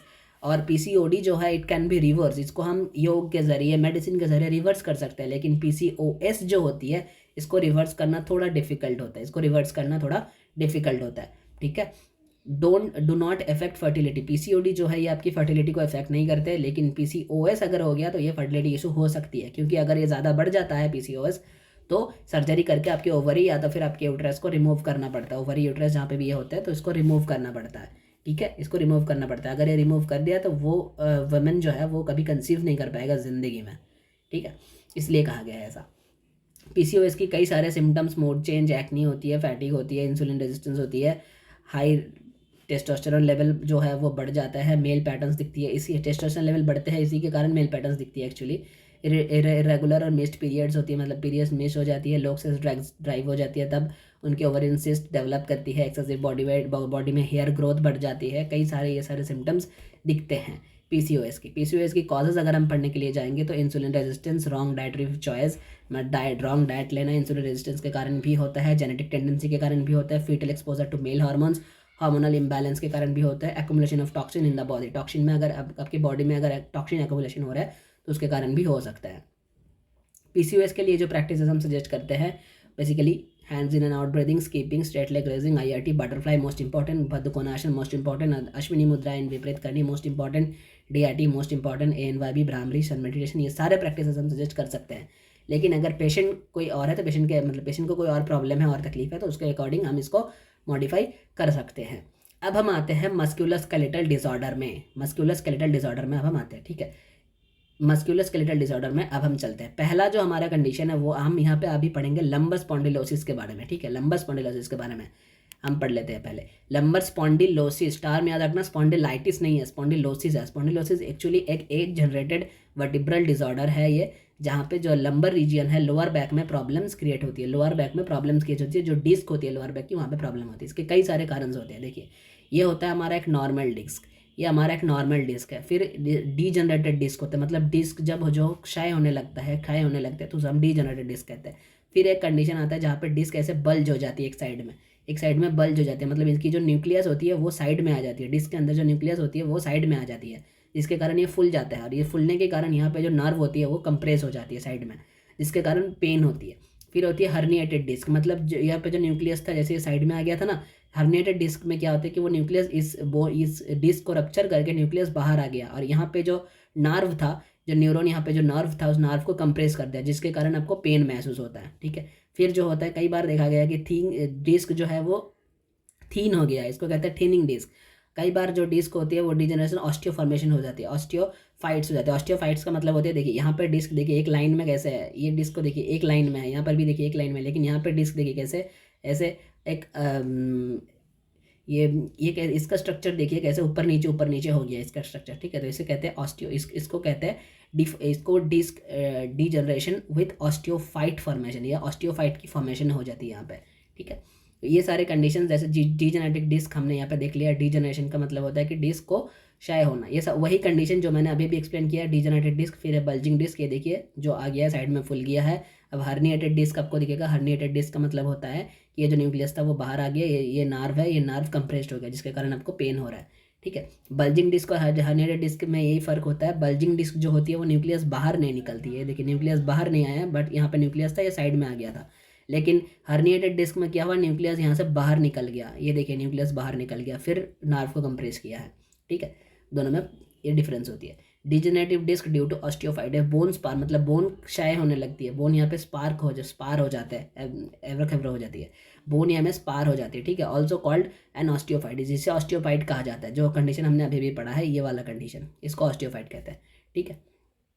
ऑस्टियोफाइट फॉर्मेशन हो जाती है जिसके कारण वो नार्व कम जो जॉइंट्स के होते हैं, बेसिकली जॉइंट में होती है, जैसे इन दोनों बोन के बीच में ये जो आपका डिस्क था वो डिस्क कंप्रेस होने लगेगा तब जब ये ऑस्टियोफाइट फॉर्मेशन हो जाएगा, ठीक है। सिम्टम्स ऑफ लंबस स्पॉन्डिलोसिस की कई सारे सिम्टम्स होती है। Numbness in the affected area, tenderness, pain होती है, एक्सेल स्पाइन में पेन महसूस होती है, जॉइंट में मस्कुलर स्टिफनेस हो जाती है, टिंगलिंग इफेक्ट आती है हमेशा बॉडी में। तो ये सारे सिम्टम्स दिखती है। इनके लिए योगिक management, hands up and down breathing करवा सकते हो, योगिक ब्रीदिंग करवा सकते हो, हस्तोत्तानासन करा सकते हो, भुजंगासन। इनको जैसे जितने भी बैक बेंडिंग एक्सरसाइजेज है वो ज़्यादा कराओ तो इनके लिए बेटर है, बेनिफिटेड है। फ्रंट बेंडिंग नहीं करनी चाहिए, हैवी वेट नहीं लेनी चाहिए, आकारा चैंटिंग करा सकते हो, सन मेडिटेशन करा सकते हो इनमें। फिर हम तीनों चीज़ों के बीच में डिफरेंस देख लेते हैं। एक होता है स्पॉन्डिलोसिस। स्पॉन्डिलोसिस का मतलब होता है related to degeneration of vertebral disc का जो डीजनरेशन होती है उसको रिलेटेड जो प्रॉब्लम होती है उसको कहते हैं स्पॉन्डिलोसिस, ठीक है। फिर एक होता है स्पॉन्डिलोलिस्थेसिस। स्पॉन्डिलोलिस्थेसिस का कंडीशन का मतलब होता है जो वर्टिब्रल बॉडी होता है वो अगर स्लिप कर जाए तो with respect two adjacent vertebra, मतलब ये देखो ये जो वर्टिब्रा है, ये जो वर्टिब्रा है, ये इसका लाइन, ये तीनों लाइन जो है ना, ये देखो ये जो लाइन है ये सेम आ रहा है, ये सेम आ रहा है। लेकिन यहाँ पे देखो नीचे वाला जो है ये स्लिप कर गया, ये वर्टिब्रा जो है ये स्लिप कर गया, ये अंदर की तरफ स्लिप हो गया है। इसको कहते हैं स्पॉन्डिलोलिस्थेसिस का कंडीशन, इसे कहते हैं स्पॉन्डिलोलिस्थेसिस का कंडीशन, ठीक है।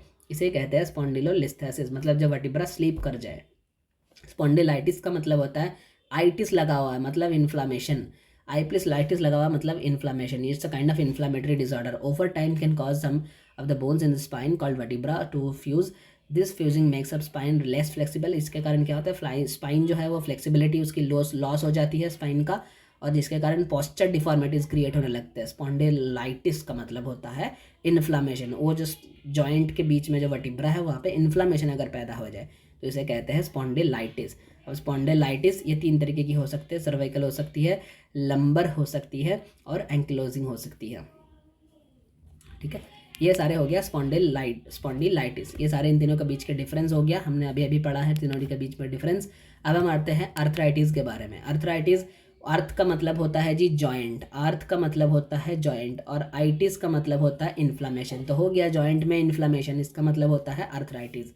अर्थराइटिस का मतलब होता है जॉइंट का इन्फ्लामेशन, ठीक है। It is the swelling of tenderness of one और मोर जॉइंट, जो वन और मोर जॉइंट के स्वेलिंग आती है, इन्फ्लामेशन होती है, टेंडरनेस होती है, तो इसे ही कहा जाता है basically arthritis. The main symptom of arthritis है joint pain, stiffness which typically worsen with age, जो एज के साथ साथ और भी खराब होता जाता है। और अर्थराइटिस जो है बेसिकली 2 टाइप्स की होती है, osteoarthritis and rheumatoid arthritis. Osteoarthritis and rheumatoid arthritis. Osteoarthritis causes cartilage, the hard sleepy tissues that covers the end of the bones where they form a joint to break down, इसे कहते हैं osteoarthritis. मतलब ये cartilage जो है, ये cartilage basically hard हो जाता है, कार्टिलेज जो है वो स्लिपरी कार्टिलेज जो होता है वो एक्चुअली हार्ड हो जाता है, वो ब्रेक होने के चांसेस होती है। ये एक हेल्दी जॉइंट है, ये आपकी ऑस्टियोआर्थराइटिस है। और रिमोटॉइड अर्थराइटिस मतलब इन्फ्लामेशन पैदा होगा। It's a disease which immune system attacks your joint and beginning with the lining of joint. यहाँ पे क्या होता है, यहाँ पे जो आपका यूरिक एसिड जो है वो एक्चुअली आ जाता है, यूरिक एसिड यहाँ पे जम जाता है, जिसके कारण यहाँ पे इन्फ्लामेशन फॉर्म होती है, स्वेलिंग होती है, रेडनेस हो जाती है, पेन होती है, ये सारे रिमोटॉइड अर्थराइटिस के में होती है, ठीक है। सिम्टम्स क्या क्या हो सकती है, pain, stiffness, swelling, redness, decrease range of motion. Range of motion जो है इसको शॉर्ट फॉर्म में ROM कहते हैं। रेंज ऑफ मोशन जो है इसे शॉर्ट फॉर्म में ROM कहा जाता है, ये भी डिक्रीज हो जाते हैं। कॉजेज जेनेटिक फैक्टर हो सकती है, एज हो सकती है, प्रीवियस जॉइंट इंजरी हो सकती है, ओबेसिटी हो सकती है, ऑटो इम्यून डिजीज के कारण भी ये प्रॉब्लम हो सकते हैं। इसके लिए यौगिक रोटेशन कई सारे सूक्ष्म व्यायाम है इसके लिए इंपॉर्टेंट है, like toe rotation, ankle rotation, knee rotation, wrist rotation, इसके सारे बेंडिंग्स भी इंपॉर्टेंट है। सूक्ष्म व्यायाम फॉर रिस्ट एल्बो, कई सारे सूक्ष्म व्यायाम है जो रिस्ट के लिए है, एल्बो के लिए है, जहाँ पे आपकी प्रॉब्लम हुआ है सारे सूक्ष्म व्यायाम से वो उस चीज़ों को हील कर सकते हो, क्योर कर सकते हो। ठीक है, IRT करा सकते हो, अर्धकटी चक्रासन, हस्तोत्थानासन, DRT, NYB, bhramari, Om meditation, ये सारे चीज़ें आप उनको करवा सकते हो। लेकिन अगर कोई और प्रॉब्लम है तो उसके हिसाब से चेंज करना पड़ेगा मॉड्यूल जो है। ठीक है, फिर हम आते हैं क्या, फिर हम आते हैं न्यूरोलॉजिकल डिसऑर्डर में। न्यूरोलॉजिकल डिसऑर्डर में 3 प्रॉब्लम होती है, migraine, tension and epilepsy. Migraine पहले हम पढ़ लेते हैं, टेंशन जो है ये हेडेक, टेंशन हेडेक जो है पहले हम हेडेक के बारे में पढ़ लेते हैं। हेडेक बेसिकली 4 तरीके की होती है, एक होती है साइनस हेडेक, एक होती है क्लस्टर, एक होती है टेंशन, एक होती है माइग्रेन। जो क्लस्टर जो साइनस होती है वो हमारे जो 4 साइनस है जो हमने अभी अभी पिछले पढ़ा था पहले, तो वो 4 साइनस रीजन के में जो पेन होती है उसको कहते हैं साइनस हेडेक। क्लस्टर पेन जो होती है सिर्फ आँख के पीछे होती है। टेंशन हेडेक जो होती है, टेंशन हेडेक जो होती है वो सर में होती है, वो पूरे बायलैटरल होती है। टेंशन बायलैटरल होती है, क्लस्टर जो है ये यूनिलैटरल, और माइग्रेन जो है ये भी पूरा यूनिलैटरल होती है लेकिन पूरा फेस में होती है माइग्रेन। ठीक है, ये हेडेक्स के बारे में बताया हुआ है। हेडेक्स का मतलब होता है बेसिकली सर दर्द, बेसिकली जो है वो है सर दर्द। अब टेंशन हेडेक, टेंशन हेडेक का सिम्टम्स क्या क्या है, ये बेसिकली डाल पेन है, ये बेसिकली डाल पेन होती है। ठीक है, ये पूरा फोरहेड रीजन में, ये देखिए पीछे नेक टेक सारे एरिया इसमें कवर हो जाती है, सारे प्रॉब्लम सारे एरिया में पेन होती है। Diffuse pain in the tight headband pattern, इसमें हेडबैंड पैटर्न में पेन फ्यूज होने लगते हैं। बायलैटरल होती है, इसमें कोई पल्सेटिंग इफेक्ट नहीं है, मतलब दब दब दब दब दब दब दब दब ये इफेक्ट नहीं होता है, ये नॉन पल्सेटिंग होती है। नॉन पल्सेटिंग का मतलब पल्सेटिंग इफेक्ट नहीं है। ठीक है, मसल एक्स होती है, ट्रैवल फोकसिंग होती है, फोनोफोबिया फोटोफोबिया होती है, मतलब लाइट अगर जला दिया जाए इनके सामने, अगर इनको लाइट में ला जाएगा तो इनका प्रॉब्लम और भी बढ़ जाएगा, लाइट में दिक्कत होने लगती है। 10 अटैक्स तो लास्ट 30 to 7 days तक होती है, non aggravated by routine physical activity, routine physical activity के जरिए एग्रेवेटेड नहीं होती है। क्लस्टर हेडेक जो होती है ये शार्प पेन होती है, ये बिल्कुल शार्प पेन होती है क्लस्टर हेडेक। यहाँ पे बर्निंग सेंसेशन होती है, पियर्सिंग सेंसेशन मतलब पल्सेटिंग इफेक्ट होती है। यूनिलैटरल पेन होती है, सिर्फ आंखों के पीछे पेन होने लगता है, ऐसा लगता है कि कोई कुल्हाड़ी लेके मार रहा है मेरे को, ऐसे फील होता है कि दब दब दब दब दब दब दब दब ऐसे ऐसे बीट होती है, ऐसे बीट पल्सेटिंग बीट में पेन फील होती है। शॉर्ट एक्सक्लूडिंग होती है, मतलब 15 से लेकर 3 आवर्स तक ये चलता है। Usually occur in the middle of the night, occur 2 to 3 months। Red, यहाँ पे आंखें जो है वो लाल हो जाती है, मतलब लाले हो आँख लाल हो जाती है बेसिकली। वाटरिंग आइज मतलब आँख से पानी बहने लगते हैं। नोज़ ब्लॉक हो जाते हैं। स्वेटी फेस में स्वेटिंग होने लगती है। साइनस के लिए हमने अभी अभी पढ़ा था थोड़ी देर पहले कि ये चारों साइनस में अगर कफ फील्ड हो जाएगा तो जिसके कारण इनको पेन होने लगती है, चारों साइनस के कारण। ठीक है, माइग्रेन में क्या होती है, माइग्रेन में बेसिकली पेन जो है वो यूनिलैटरल होती है, वो यूनिलैटरल पेन होती है माइग्रेन में। ठीक है, पल्सेटिंग इफेक्ट होती है, अकम्पनीड बाय नोजिया, कई बार इनको नोजिया, वॉमिटिंग, फोटोफोबिया, ये सारी चीज़ें यहाँ पे दिखती है। Aggravated by physical activity, regular physical activity के लिए ये एग्रेवेट भी हो जाता है। अब टेंशन जो है इसको हम 2 तरीके से डिवाइड कर सकते हैं, एक होता है क्रॉनिक टेंशन, एक होता है एपिसोडिक। एपिसोडिक टेंशन जो है उसमें जो सिम्टम्स है, सिम्टम्स सारे नॉर्मली है, लेकिन एपिसोडिक टेंशन जो है वो कम टाइम के लिए होते हैं। इनके लिए डॉक्टर के पास जाने का कोई मतलब नहीं बनता, मतलब डॉक्टर को दिखाने की ज़रूरत नहीं होती है। लेकिन अगर एपिसोडिक टेंशन ज़्यादा लंबे तक चले तो उसको डॉक्टर को दिखाने की ज़रूरत पड़ती है। क्रॉनिक टेंशन के सिम्टम्स वही होते हैं, कॉजेज भी वही है, सेम है, लेकिन क्रॉनिक टेंशन का मतलब होता है कि जब आपके टेंशन हेडेक जो है, पेन जो है वो बहुत लंबे चल रहा है और वो बहुत सीवियर चल रहा है, तब आपको तुरंत, जब ऐसा प्रॉब्लम अगर हो रहा है, क्योर नहीं हो रहा है तो तुरंत आपको डॉक्टर के पास जाना चाहिए और डॉक्टर से एडवाइसेस लेनी चाहिए। फिर माइग्रेन है, वही कॉजेज और सिम्टम्स वही यहाँ पे लिखा हुआ है, मैंने जो शॉर्ट में बता दिया पहले, सिम्टम्स सारे वही लिखी हुई है। लेकिन इनमें से एक माइग्रेन 2 टाइप की होती है, एक होती है बेसिकली विद ऑरा, एक होती है विदाउट ऑरा। एक माइग्रेन बेसिकली दो टाइप्स की होती है, एक होती है जी विद ऑरा और एक होती है विदाउट ऑरा। एक होती है विद ऑरा, एक होती है विदाउट ऑरा। विदाउट ऑरा का मतलब होती है कि जिनको ना कई बार आप देखना माइग्रेन की जो पेशेंट्स होते हैं उनको एक साइड में ब्लर दिखती है, मतलब जिस साइड में पेन हो रहा है जिस साइड में उनको, तो वो साइड में वो कुछ दिख नहीं पा रहा है, उनको ब्लर दिख रहा है, सामने वाला रीजन जो है उनको ब्लर दिख रहा है, सामने वाले जो पोर्शन है वो ब्लर दिख रहा है उनको। ठीक है, माइग्रेन का जो सामने वाला पोर्शन उनको ब्लर दिख रहा है, कुछ दिख नहीं रहा है, जिगजैग विजन दिख रहा है, उनको हैलुसिनेशन हो रहा है, ये सारे प्रॉब्लम्स होते हैं। जो इनको होते हैं उसको कहते हैं विद ऑरा। कई पेशेंट जो है जिनको ये सारे नहीं होती है, सिर्फ पेन होती है, तो उसको कहते हैं विदाउट ऑरा। ठीक है, ये क्लस्टर हेडेक वही जो हमने पिछले पढ़ा था, इनके लिए ये ट्रीटमेंट, कई सारे ट्रीटमेंट हम इनको सजेस्ट कर सकते हैं। जैसे इनको सारे के सारे जो लूजनिंग एक्सरसाइजेस होते हैं ये सारे हम सजेस्ट कर सकते हैं। Neck flexion, neck rotation, padahastasana, hand stretch, shashankasana, shavasana, ये सारे सजेस्ट कर सकते हैं। सूर्य नमस्कार, पदस्थासन, अर्धकटी चक्रासन, त्रिकोणासन, भुजंगासन, वक्रासन, उष्ट्रासन, योग निद्रा, deep relaxation technique, CM cycling, meditation वगैरह, ये सारी चीज़ें हम इसमें सजेस्ट कर सकते हैं। अब आते हैं last but not the least, epilepsy के बारे में। एपिलेप्सी एक्चुअली क्या है, ये एक्चुअली एक ब्रेन डिसऑर्डर है। एपिलेप्सी बेसिकली एक ब्रेन डिसऑर्डर है जो एक्चुअली यहाँ पे क्या होता है कि हाइपर एक्सेसिव सिंक्रोनल डिस्चार्ज होने लगते हैं सीएनएस से, सिंक्रोनस डिस्चार्ज होते हैं सीएनएस से, जिसके कारण उनको ये प्रॉब्लम होता है। एपिलेप्सी की भी कई टाइप्स होती है, जिसका हम देख लेते हैं एक बार। एपिलेप्सी की जो टाइप्स होती है नॉर्मल, वो क्या क्या होती है। एक होती है पर्शियल सीजर, एक होती है जनरलाइज सीजर। पर्शियल सीजर में 3 होती है, एक होती है सिंपल, एक होती है कॉम्प्लेक्स, एक होती है simple seizure with secondary generalization. और जनरलाइज सीजर में 5 होती है, absence, tonic, absent, tonic clonic, tonic atonic and myoclonic. चलिए पहले पर्शियल को पढ़ लेते हैं। पर्शियल सीजर वो होती है जहाँ पे ये वन साइडेड इफेक्ट होती है। पर्शियल सीजर को फोकल सीजर भी कहते हैं। पर्शियल सीजर वो होती है जहाँ पे ब्रेन की वन साइडेड इफेक्ट होती है, one sided, one area effect होती है, वन साइडेड, बेसिकली ये टेम्पोरल लोब में इफेक्ट होती है, इसको कहते हैं पर्शियल सीजर। और जनरलाइज सीजर वो होती है, जनरलाइज को हम बाद में पढ़ेंगे, हम पहले पर्शियल को कंप्लीट कर लेते हैं। पर्शियल का 3 टाइप हमने पढ़ा था। एक नंबर था सिंपल पर्शियल। सिंपल पर्शियल का मतलब होता है कि जब आपको वन साइडेड जो है, मतलब एक साइड में इफेक्ट हुआ है पर्शियल, क्योंकि वो पर्शियल है तो एक साइड में इफेक्ट होगा, टेम्पोरल लोब में इफेक्ट हुआ, लेकिन इसके साथ अवेयरनेस का कोई इफेक्ट नहीं है। सिंपल पर्शियल में क्या होता है, when the seizure does not affect your awareness, मतलब जब सीजर जो है वो अवेयरनेस को इफेक्ट नहीं करते हैं। सब for example convulsive lymph movement, कोई लिम्फ उनको मूवमेंट हुए जा रहे, कोई लिम्फ मूवमेंट हो जा रहे अंदर होए जा रहे, उनको कोई याद ही नहीं है, उनको उनकी अवेयरनेस डाइवर्ट नहीं हो रही है, इसको कहते हैं सिंपल पर्शियल।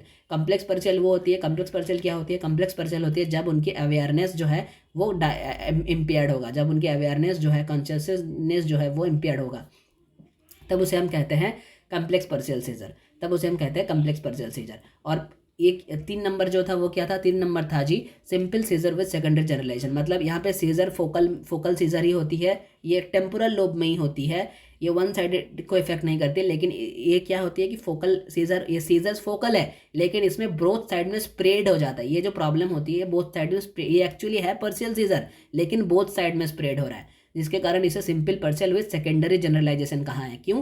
क्योंकि पर्शियल सीजर हमने पहले पढ़ा था कि पर्शियल सीजर हमने क्या पढ़ा था, थोड़ी देर पहले हमने पढ़ा था ना, पर्शियल सीजर जो है ये सिंगल साइड अफेयर, ये सिंगल साइडेड को इफेक्ट करते हैं। और जो हमारा जनरलाइज सीजर था, जनरलाइज सीजर जो था ये बोथ साइड को इफेक्ट करता है। एक्चुअली जनरलाइज सीजर जो है ये बोथ साइड को इफेक्ट करता है एट द सेम टाइम, ये बोथ साइड को इफेक्ट करता है एट द सेम टाइम।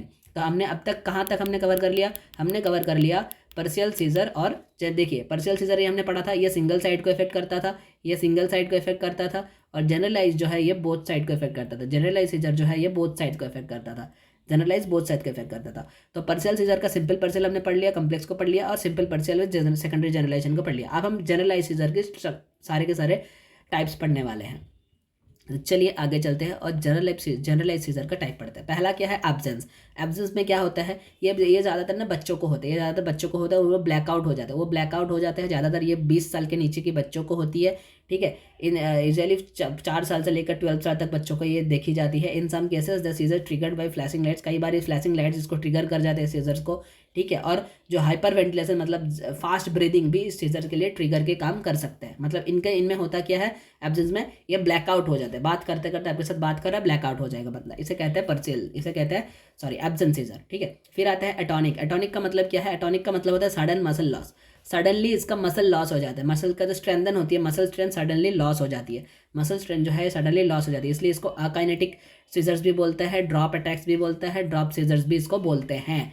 ठीक है, क्या होता है इसमें ये होता है कि सपोज ये बंदा, ये लाइक बंदा है, ये खड़े होकर बात कर रहा है, अचानक ये दुम करके ऐसे गिर जाएगा नीचे, ये बात कर रहा था ड्राम करके गिर गया है नीचे, आपके साथ खड़े होकर बात कर रहा था, आप बात करे जा रहे हो, वो दम करके नीचे गिर गया है।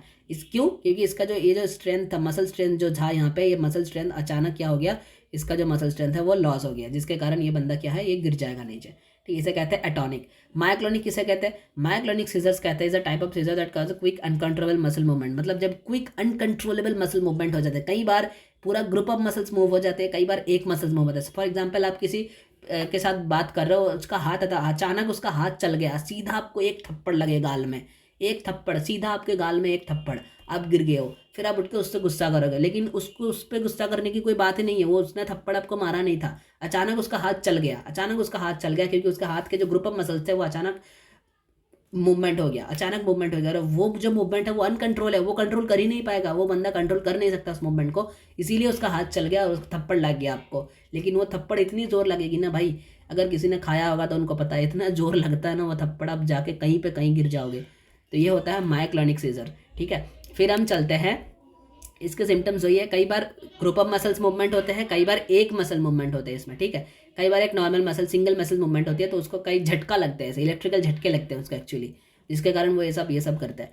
फिर होते हैं एक टोनिक सीजर। टोनिक सीजर क्या होता है? टोनिक सीजर मतलब वो होता है ना कि अचानक वो खींचने लगेगा बंदा, जिसको मिर्गी कहते हैं, मिर्गी। वो अचानक दौरा, मिर्गी के दौरा पड़ता है ना, तो वो अचानक खींचने लगता है, ऐसे वहाँ करके ऐसे खींचने लगेगा। उसको कुछ याद नहीं होगा, वो मुट्ठी बंद हो जाएगी, दांत में दांत लग जाएगा, तो तब कहता है ना कि उसको तुरंत उसका दांत मतलब रिलीव करवा दो किसी तरीके से, उसका मुट्ठी जो है वो खोल दो। लेकिन आप खोल ही नहीं पाओगे, इतना टाइट बंद होता है वो मुट्ठी, क्योंकि वो जानबूझ के नहीं कर रहा है, वो उसकी मसल मूवमेंट वो ऑटोमेटिक हो रहा है, वो सीजर्स के कारण ऑटोमेटिक हो रहा है, स्टिफ हो गया पूरा पूरा, उसका बॉडी जो है वो टिफ हो जाता है, जिसे कहते हैं टोनिक सीजर, ठीक है। इसे कहते हैं जी टोनिक सीजर। एक और आता है जिसको हम कहते हैं tonic clonic scissor. Tonic clonic मतलब एक बार उसको टोनिक फेज आएगा, एक बार मायोक्लोनिक जो फेज है वो आएगा, ये रिपीट होगा, जिसको हम कहते हैं टोनिक क्लोनिक, 1 by 1। ये 1 है और ये 2 है, सपोज 1 by 1 ये रिपीट होता चलेगा, ठीक है। इसे कहते हैं टोनिक क्लोनिक। फिर इसके लिए जो ट्रिगरिंग का काम करते हैं वो क्या क्या है? वो है जी स्लीप डिप्रीविएशन है, अल्कोहल विड्रॉल है, फिजिकल मेंटल स्ट्रेंथ है, फ्लैशिंग लाइट्स इसके लिए ट्रिगर का काम कर सकते हैं, इन्फेक्शंस इसके लिए ट्रिगर का काम कर सकते हैं, लाउड नॉइज इनके लिए ट्रिगर का काम कर सकते हैं, हॉट वाटर इनके लिए ट्रिगर का काम कर सकते हैं, ठीक है। फिर हम चलते हैं इनकी यौगिक मैनेजमेंट पर। पहले तो यहाँ पे कुछ मैनेजमेंट बता दिया कि जब ऐसे जब किसी को प्रॉब्लम है, तो पहले तो उनको ये है कि उनके लिए उनको हवा आने दो, उनके साथ उनको ब्रीदिंग करने दो ज़्यादा से ज़्यादा। ऐसे मत घेर मत लो, चारों तरीके से उनको घेर मत लो पूरे आप लोग, फिर उसको ब्रीदिंग करने दो, ठीक है। और carry the person away from the danger, अगर वहाँ पे कोई डेंजर चीज़ है तो उनको हटा दो, क्योंकि उनको खुद नहीं पता वो कहाँ जाके गिरेगा, वो कहाँ हाथ मारेगा, कहाँ पैर मारेगा, उसको खुद नहीं पता। डायजेपम वो होती है जो ऐसी पेशेंट्स को जो ग्रुप ऑफ मेडिसिन दिया जाती है उसको डायजेपम कहते हैं, ठीक है। और नॉन फार्माकोलॉजिकल ट्रीटमेंट में वेगस नर्व स्टिमुलेशन दी जाती है, लाइफस्टाइल मॉडिफिकेशन, ये सब नॉन फार्माकोलॉजिकल ट्रीटमेंट में आते हैं। यौगिक मैनेजमेंट में क्या क्या दे सकते हो आप? अष्टांग योगा के सारे टेक्निक्स इनके लिए बेनिफिशियल है। हठ योग टेक्निक्स आप करवा सकते हो, स्पेशली क्रियाज हठ योग में, ये सारे बहुत सारे बेनिफिटेड है। एक मोस्ट इंपॉर्टेंट बेनिफिट जो होती है वो सहज योगा मेडिटेशन करके एक टेक्निक होती है, सहज योगा मेडिटेशन, जो बहुत ज़्यादा बेनिफिटेड है इस टाइप की पेशेंट्स के लिए, एपिलेप्सी के लिए। इनके ऊपर कई रिसर्च पेपर भी हुए हैं और देखा गया है रिसर्च करके कि ये बहुत इफेक्टिव है ये एपिलेप्सी पेशेंट के लिए। Different kinds of meditations and techniques helps a lot to decrease this kinds of problems. तो लो जी, हो गया है सारा का सारा आपका थेराप्यूटिक योगा कंप्लीट कर लिया है हम इस वीडियो के अंदर। तो बस दोस्तों, फिलहाल वीडियो में इतना ही, फिर मिलते हैं आपके साथ अगले वीडियो में। तब तक के लिए stay healthy, stay happy and keep doing yoga. धन्यवाद।